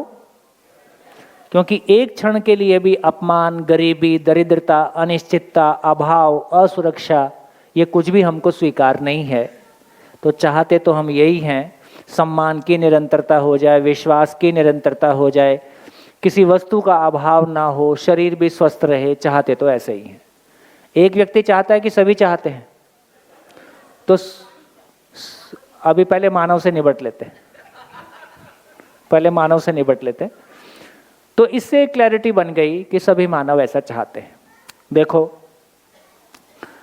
संविधान में भी मानव मानव में समानता की बात है, और हम भी जब कोई व्यक्ति अपने समान हमको देखता है तो हम सम्मानित महसूस करते हैं। समानता ही सम्मान है, ठीक? समानता ही सम्मान है। मानव मानव में समान क्या चीज है? 2 लोग ट्रेन में मिलते हैं, पहले जब मिलते थे, आजकल तो नई बात करते हैं। किसी नए व्यक्ति से मिलते हैं तो क्या पूछते हैं? कहाँ जा रहे हो, क्या नाम है, कहाँ के रहने वाले हो? वो कहता मुंबई जा रहा हूँ। कोई नहीं, मेरे अंकल वहाँ रहते हैं। मैं नहीं रहता तो क्या हुआ, मेरे अंकल वहाँ रहते हैं। दुबई रहता हूँ, मेरे पड़ोसी वहाँ रहते हैं। तो कुल मिला के मैं क्या कोशिश कर रहा हूँ? मैं दोनों के बीच में किसी समानता को पहचानने की कोशिश कर रहा हूं कि हमारे बीच में कोई रिश्ता है। कॉमन पॉइंट को पहचानने की कोशिश कर रहा हूं। कॉमन पॉइंट को कहां पहचानने की कोशिश कर रहा हूं? जहां है नहीं। बोले खून का रंग लाल होता है, भैंस का भी खून का रंग लाल होता है।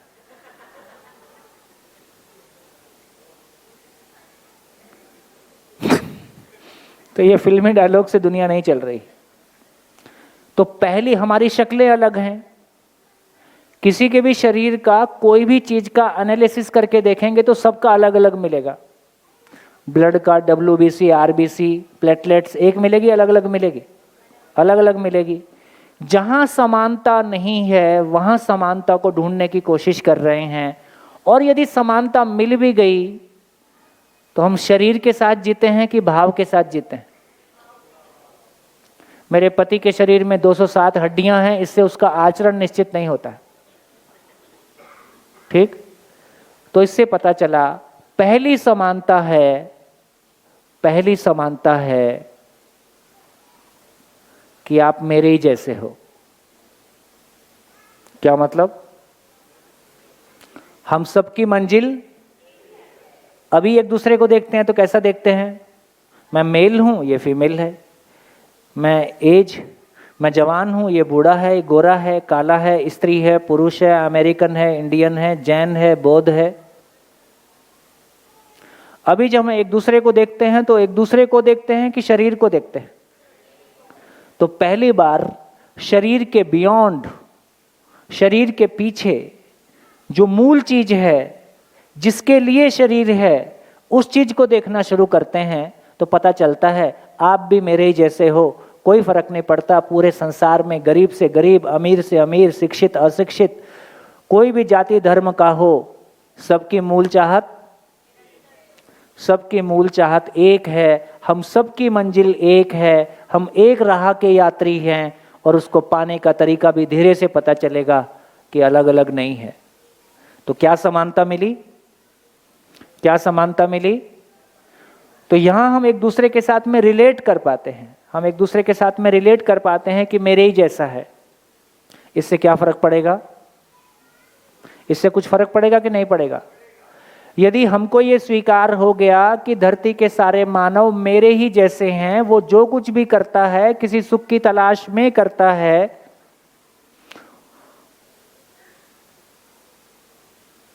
तो हमको आदमी को देखने के तरीके में कुछ फर्क पड़ेगा कि नहीं पड़ेगा? क्या पड़ेगा? है ना? देखो, एक सूत्र जब हम सुबह चर्चा कर रहे थे तो हमने चर्चा किया था कि मानव के सुख का विस्तार कहां तक है? जहां तक उसकी स्वीकृति का विस्तार है। स्वीकृति बराबर भाव बराबर सुख, स्वीकृति बराबर भाव बराबर सुख। तो मेरे सुख का विस्तार कहां तक है? जहां तक मेरी स्वीकृति का विस्तार है।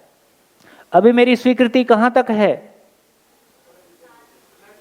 अभी मेरी स्वीकृति खुद तक भी नहीं है, क्योंकि मेरी को लगता है कि मेरी शक्ल ठीक नहीं है, मेरी हाइट ठीक नहीं है, या मैं मेल ही क्यों हूं, या मैं फीमेल ही क्यों हूं, या इंडिया में क्यों पैदा हो गया। तो तमाम तरह के प्रॉब्लम हो सकते हैं। या मेरी जॉब ठीक नहीं है, मेरी योग्यता ठीक नहीं है। अभी मेरी स्वीकृति मेरे लिए ही पूरी नहीं है, इसलिए खुद के प्रति ही भाव पूरा है कि अधूरा है? अधूरा है। अभी पहली बार मुझको अपने लिए पता चलता है कि हाँ, मैं भी सुखी होना चाहता हूँ, सामने वाला भी सुखी होना चाहता है, हम सब की मंजिल एक है।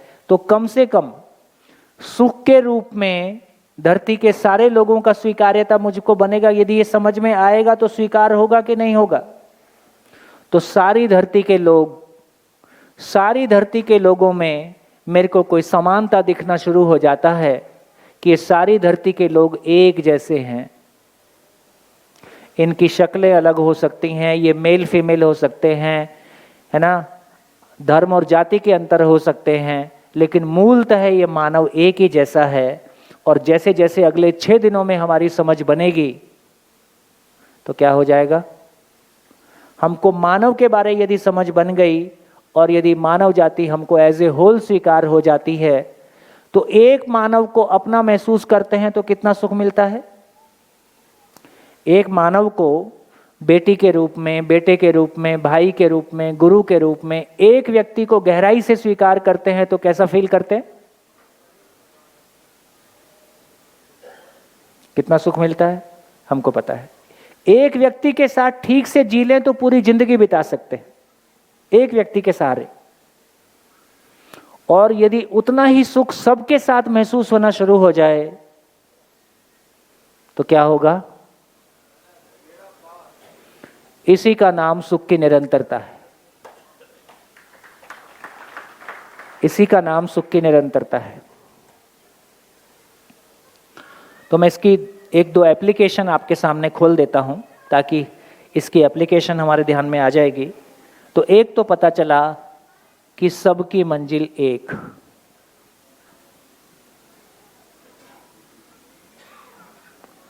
सब एक राह के यात्री हैं।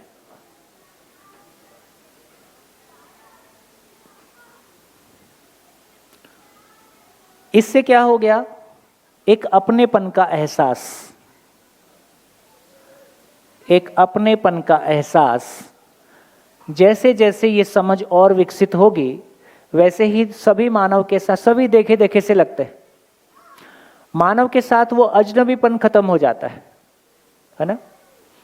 जैसे मेरे को लगता है कि जैसे बेसिकली हम लोग कंप्यूटर फील्ड से हैं, तो किसी भी कंप्यूटर को देख के कैसा, यदि मैं कंप्यूटर को समझता हूं तो किसी भी कंप्यूटर को देख के कैसा लगता है? अपनापन महसूस होता है, मैं समझता हूं। और जब मैं मानव को समझने लगता हूं तो किसी को भी देख के कैसा लगता है? एक अपनापन महसूस होता है, वो अजनबीपन गायब हो जाता है। तो ये जो अपनेपन का विस्तार है, ये जो अपनेपन का एहसास है, ये हमारे स्टेट ऑफ माइंड को एक अलग तरह से भरता है।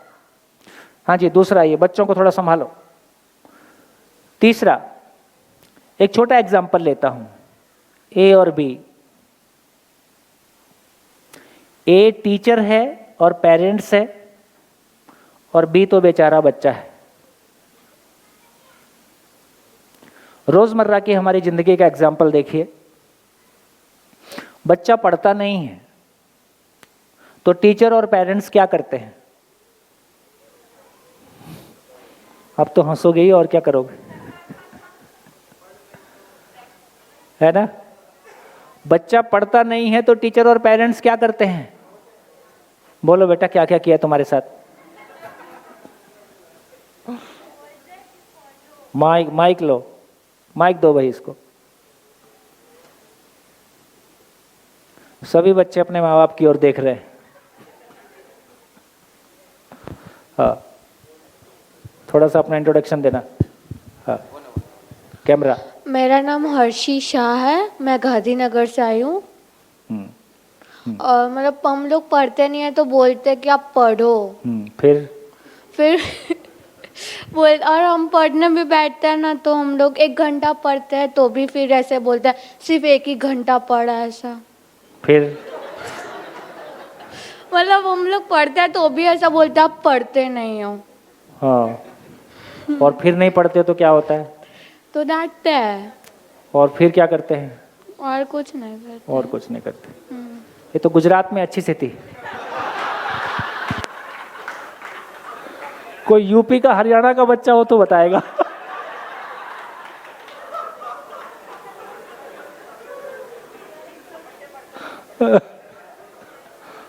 है कोई यूपी हरियाणा से? ए रहा एक है, इसको माइक दो।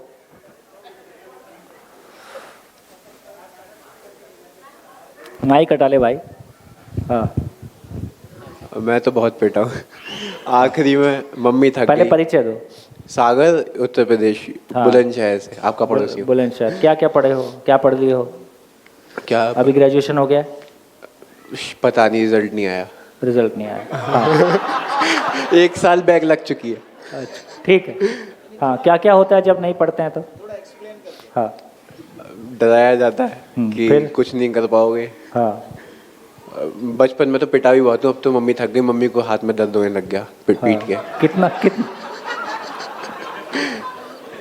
बाकी अब डराया जाता है, क्या करोगे, अब नहीं पढ़ा तो फेल हो जाओगे, पैसे नहीं कमा पाओगे। घास खोदोगे। घास का तो नहीं, बाकी बस की दुकान पे तो मैं बैठना नहीं है। हाँ। क्या ही करोगे तुम। ठीक है, देखो इसको ऐसे ही समझना पड़ेगा कि बेसिकली माँ बाप हमारा अच्छा ही चाहते हैं, जिसको वो अच्छा चाहते हैं और जिस तरीके से वो अच्छा चाहते हैं वो अपना प्रयास अपनी तरफ से करते हैं। तो उनकी इंटेंशन को देखने जाएंगे तो उनके इंटेंशन में बच्चे का शुभ है, बच्चे का वो अच्छा ही करना चाहते हैं, बेसिकली इतनी बात है।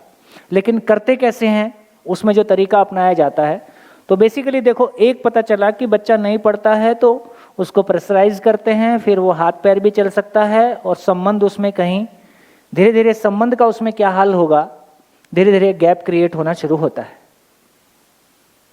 अब एक एग्जांपल से समझते हैं। जैसे एक बच्चा मेंटली रिटार्डेड है ना, आजकल दिव्यांग बोलते हैं, वो नहीं पढ़ता है तो हम क्या करते हैं, परेशान होते हैं क्या? उससे परेशान नहीं होते हैं क्योंकि हम ये मान लेते हैं कि ये नहीं कर सकता है। तो इसका मतलब है कि वो पॉइंट कहां से शुरू होता है, जहां से हम परेशान होना शुरू करते हैं। तो पॉइंट यहां से शुरू होता है कि ये कर सकता है और नहीं कर रहा है, यहां से शुरू होता है। तो इसका अर्थ ये हुआ कि यदि एक बच्चा नहीं पढ़ता है, मैं एक एग्जांपल लेता हूं कि जैसे मान लीजिए मुझको 1 लाख रुपए की जरूरत है, मैं ए से मांगने गया तो ए से बात करके पता चला कि देना तो चाहता है पर है नहीं। बी से मांगने गया तो पता चला कि है तो सही पर देना नहीं चाहता है। दोनों स्थितियों में रिजल्ट क्या रहा, पैसा मिला, पैसा नहीं मिला। लेकिन एक जगह में दुखी हुआ, दूसरी जगह दुखी नहीं हुआ। तो निष्कर्ष क्या निकला? निष्कर्ष क्या निकला? वस्तु ना मिलने से हम दुखी नहीं होते हैं, भाव ना मिलने से दुखी होते हैं। मेरे को पैसा नहीं मिला, दुख इस बात का नहीं है, भाव नहीं मिला, दुख इस बात का है। तो एक तो ये क्लैरिटी बनी कि हमारा दुख वस्तु के कारण नहीं होता है। तो बच्चा पढ़ता है कि नहीं पढ़ता है, इससे हम परेशान नहीं है, ये कर सकता है और नहीं कर रहा है, परेशानी यहां से शुरू होती है। अब इसको समझते हैं। बच्चा नहीं पढ़ता है। देखिए आजकल जब तक हम स्कूल कॉलेज में रहते हैं, सबसे अधिक सम्मान हमको किस बात से मिलता है? मार्क्स, है ना। तो पढ़ाई की जितनी इज्जत है अभी समाज में, स्कूल कॉलेज में, उससे बड़ी इज्जत और किसी बात की नहीं है। तो कौन बच्चा नहीं चाहेगा कि उसका सम्मान हो, उसको इज्जत मिले? बहुत क्लियर है, सभी चाहेंगे कि हमको इज्जत मिले और हम पढ़ लें। लेकिन उसके बावजूद भी उसका पढ़ाई में मन नहीं लगता है। इसका मतलब क्यों नहीं लगता है? क्यों नहीं लगता है? इसका मतलब है कि कम से कम पढ़ाई उसके लिए सुखदायी नहीं है। तो यदि पढ़ाई मेरे लिए सुखदायी, और मैं यदि एक माँ बाप हूं और मुझको ये समझ में आता है कि मेरा बच्चा पढ़ता नहीं है और मैं ये मानता हूं कि ये पढ़ सकता है और नहीं पढ़ रहा है, तो मैं क्या करूंगा? तो मैं प्रेशर क्रिएट करना शुरू करूंगा। यदि मेरे को ये समझ में आता है कि मानव जो कुछ भी करता है सुख की तलाश में करता है और इसको ये पढ़ाई सुखदायी नहीं लग रही है, इसलिए नहीं पढ़ रहा है, अब मैं क्या करूंगा? अब मैं क्या करूंगा? तो पढ़ाई इसके लिए सुखदायी हो जाए तो टीचर बदलूंगा या स्कूल बदलूंगा, मैं मेहनत करूंगा, किसी और को बोलूंगा, कोई रास्ता निकालूंगा। और उसके बाद भी सबको आईएएस ही बनना है ऐसा जरूरी नहीं है, और जो बन गए उन्होंने कोई कल्याण किया ऐसा भी नहीं है। भाई सारा ही हालचाल पूरा ही हो जाए। तो इसका मतलब ये हुआ इसका मतलब ये हुआ कि हर बच्चे की अपनी एक जर्नी है, उसकी कोई अपनी एक सीमा है। उस सीमा में वो जितना ग्रो कर सकता है, किसी एक फील्ड में हो सकता है, किसी दूसरे फील्ड में वो बहुत ग्रो कर सकता है। लेकिन हमारे पास एक ही फील्ड है जिसमें सबको ग्रो करना है, वो पढ़ाई है।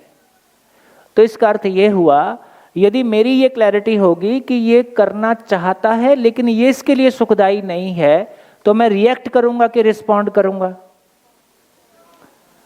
और यदि मेरे को लगता है कि ये कर सकता है और नहीं कर रहा है, तब मैं रिएक्ट करूंगा कि रिस्पॉन्ड करूंगा? रिएक्ट करूंगा। और रिएक्ट की प्रतिक्रिया उधर से कैसी आएगी? रिएक्शन, और दोनों तरफ से रिएक्शन से क्या होगा? संबंध तार तार होगा। तो लगभग हमारे परिवारों में ये क्लैरिटी ना होने के कारण कि मानव जो कुछ भी करता है अपने सुख की तलाश में करता है, और यदि वो किसी काम को नहीं कर रहा है इसका मतलब वो उसके लिए सुखदायी नहीं है। मैं हर दूसरे को कैसा देखना चाहता हूं? मेरे चश्मे से। मैं हर किसी को मेरे चश्मे से देखूं कि वो जैसा है वैसा देखूं। जैसे हस्बैंड शाम को देर से आता है,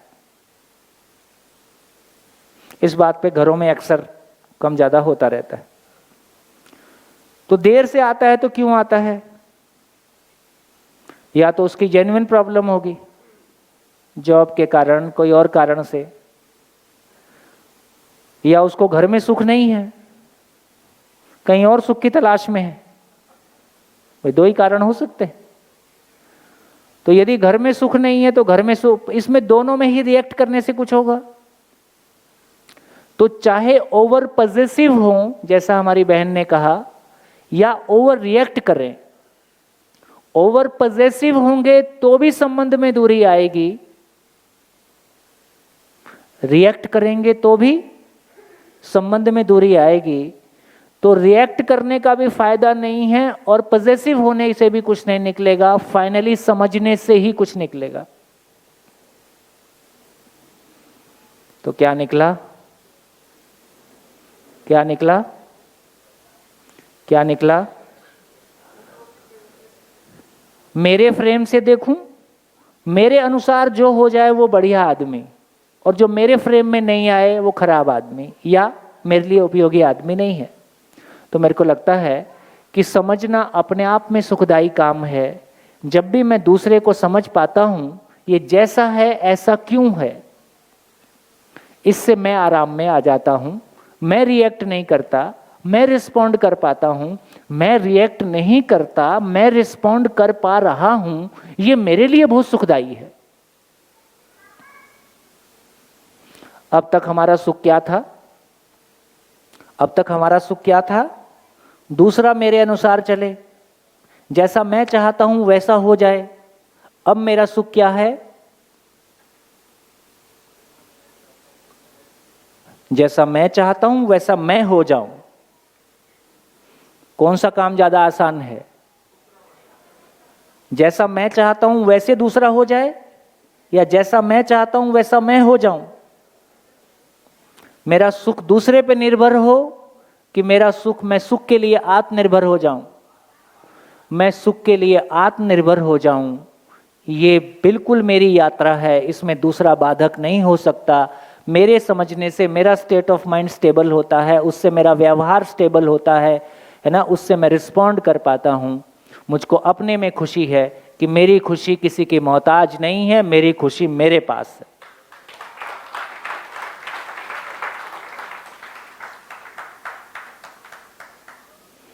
तो 2 लाइन कह के अभी की बात पूरी करते हैं। इस पे मेरे को एक शेयरिंग, हमारे कैमरामैन भाई थे, उनकी शेयरिंग याद आ जाती है तो उसको सुना देता हूँ। आपकी भी कोई बनेगी तो आगे के शिविरों में सुना दूंगा। तो हम दिल्ली में शिविर करते थे,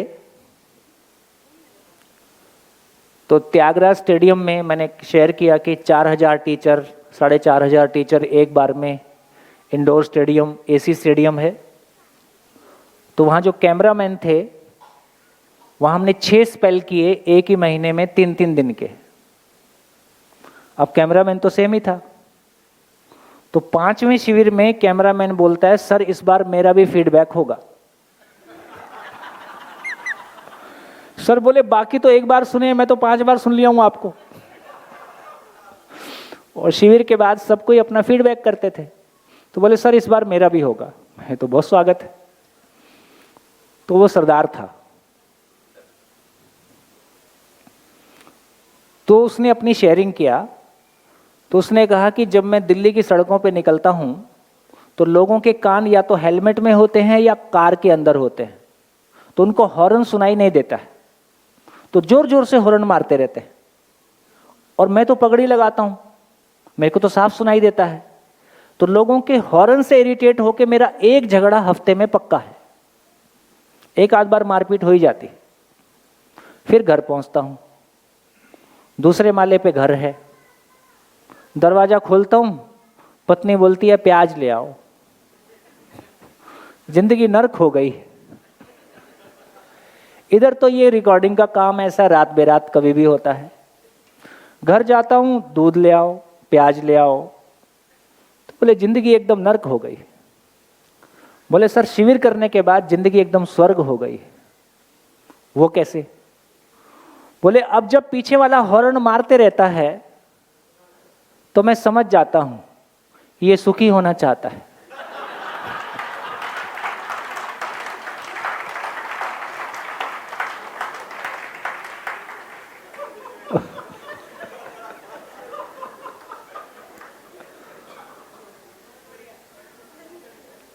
फिर मैं घर जाता हूं,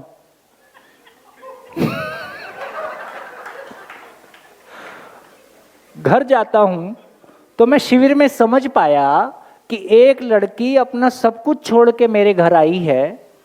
उसके लिए तो मैं सब कुछ हूं। मैं दिन भर बाहर घूमता हूं, वो दिन भर घर में रहती है। मैं बाहर जाता हूं तो बोलती है बाहर चलना है, मैं बाहर से पहले ही थका हुआ रहता हूं। पर उसकी तो डिमांड गलत नहीं है। तो मेरे मन में अपनी पत्नी के प्रति बड़ा भाव आया कि मैं अपने प्रोफेशन के चक्कर में, काम के दबाव में या मेरी नासमझी के कारण मैंने उसको बहुत इग्नोर किया है, तो मेरे को उस पर ध्यान देना है। तो दरवाजा खोलते ही मैंने पूछा क्या लाना है?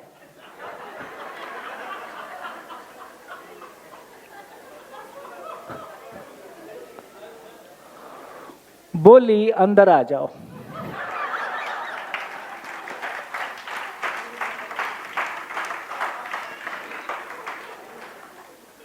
बोले सर इतनी सी बात से तो जिंदगी बदल गई है।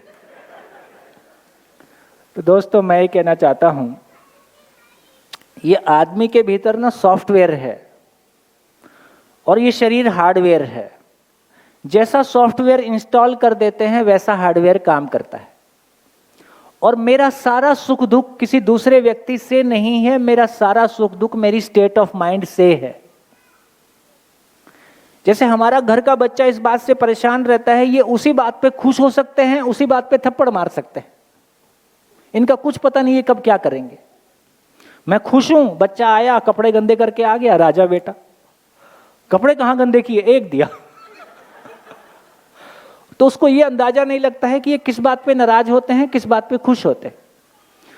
तो एक बार मेरे को लगता है कि मेरी जिंदगी में, हम में से हर एक की जिंदगी में वो जो सॉफ्टवेयर को हैंडल करने की खुशी है, वो जो अपनी जिंदगी के ड्राइविंग सीट पे जो खुद बैठने की बात है, अभी मेरी जिंदगी की ड्राइविंग सीट पे मैं बैठा हूं कि कोई दूसरा बैठा है?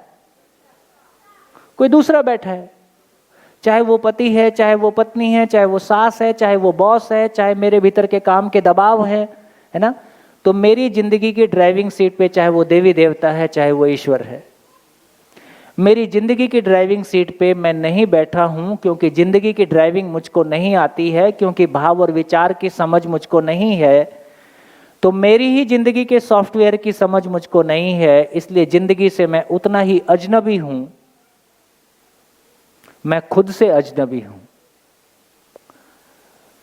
मुझको कंप्यूटर समझ में आता है, मुझको खाना समझ में आता है, मुझको कपड़े और मकान और गाड़ी समझ में आता है, लेकिन मेरा खुद का होना मुझको समझ में नहीं आता है।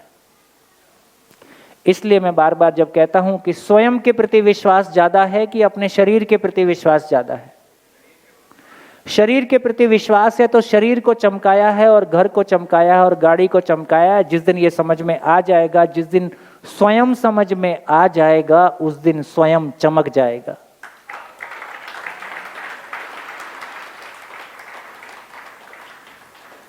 धन्यवाद, नमस्कार। आज क्या करेंगे? आज क्या करेंगे? रुक जाइए 1 मिनट। आज क्या करेंगे? देखिए अभी बजा है ठीक 6:30। भोजन 8 बजे पूरा हो जाता है, तो भोजन 8 बजे पूरा हो जाएगा तो 8:30 ठीक है कि कुछ कम ज़्यादा करना है? 8:30 ठीक है। तो 8:30 बजे कहाँ इकट्ठे होंगे? इसी हॉल में आ जाइए। आज मैं भी आपसे मिलने आऊँगा, तो इसी हॉल में आ जाइए। और ग्रुप कैसे बनाएंगे? तो मेरे को ये बताइए कि गोष्ठी करने का वो ग्रुप कैसे बनेंगे? संख्या ज़्यादा है, अपने आप बना लो, फिर आप वही लोग बैठ जाओगे जो पहले से साथ में हो। अपने आप बन नहीं पाते हैं, क्या करें? तो एक काम कर लीजिए, आप हॉल में आ जाइए और रैंडमली 20-20 के ग्रुप बना लीजिए। 20 से ऊपर होने से दूसरा ग्रुप हो जाएगा। ठीक हो गया? तो 20 की संख्या तो हमको समझ में आती है, तो 20-20 के ग्रुप बना लेंगे। 20 की संख्या होने के बाद दूसरा ग्रुप, 20 की संख्या होने के बाद तीसरा ग्रुप, तो 1 2 3 4 ऐसे यहीं पे 10 ग्रुप बैठ जाएंगे। कुछ कहना चाहते हैं? जो ग्रुप लेने वाले हैं ना, वो लोग 15 अलग अलग जगह पे बैठ जाएंगे। वो तो एक ग्रुप के साथ फिर कोई भी लोग है जिनको ठीक लगेगा उस ग्रुप में ज्वाइन कर लेंगे। सिंपल। हाँ, वही वो तैयार है, वो तय किया हुआ है वो। हाँ, तो वो जो 15 लोग तैयार किए हुए हैं वो लोग अलग अलग कोनों में बैठ जाएंगे और उनके साथ में कोई भी जितने भी लोग हैं अपने अपने हिसाब से जुड़ जाएंगे। ठीक है आदित्य? देखते हैं आज कितना आप बढ़िया से कर पाते हो। तो 2 दिन का कंटेंट काफी हो गया। धन्यवाद, नमस्कार।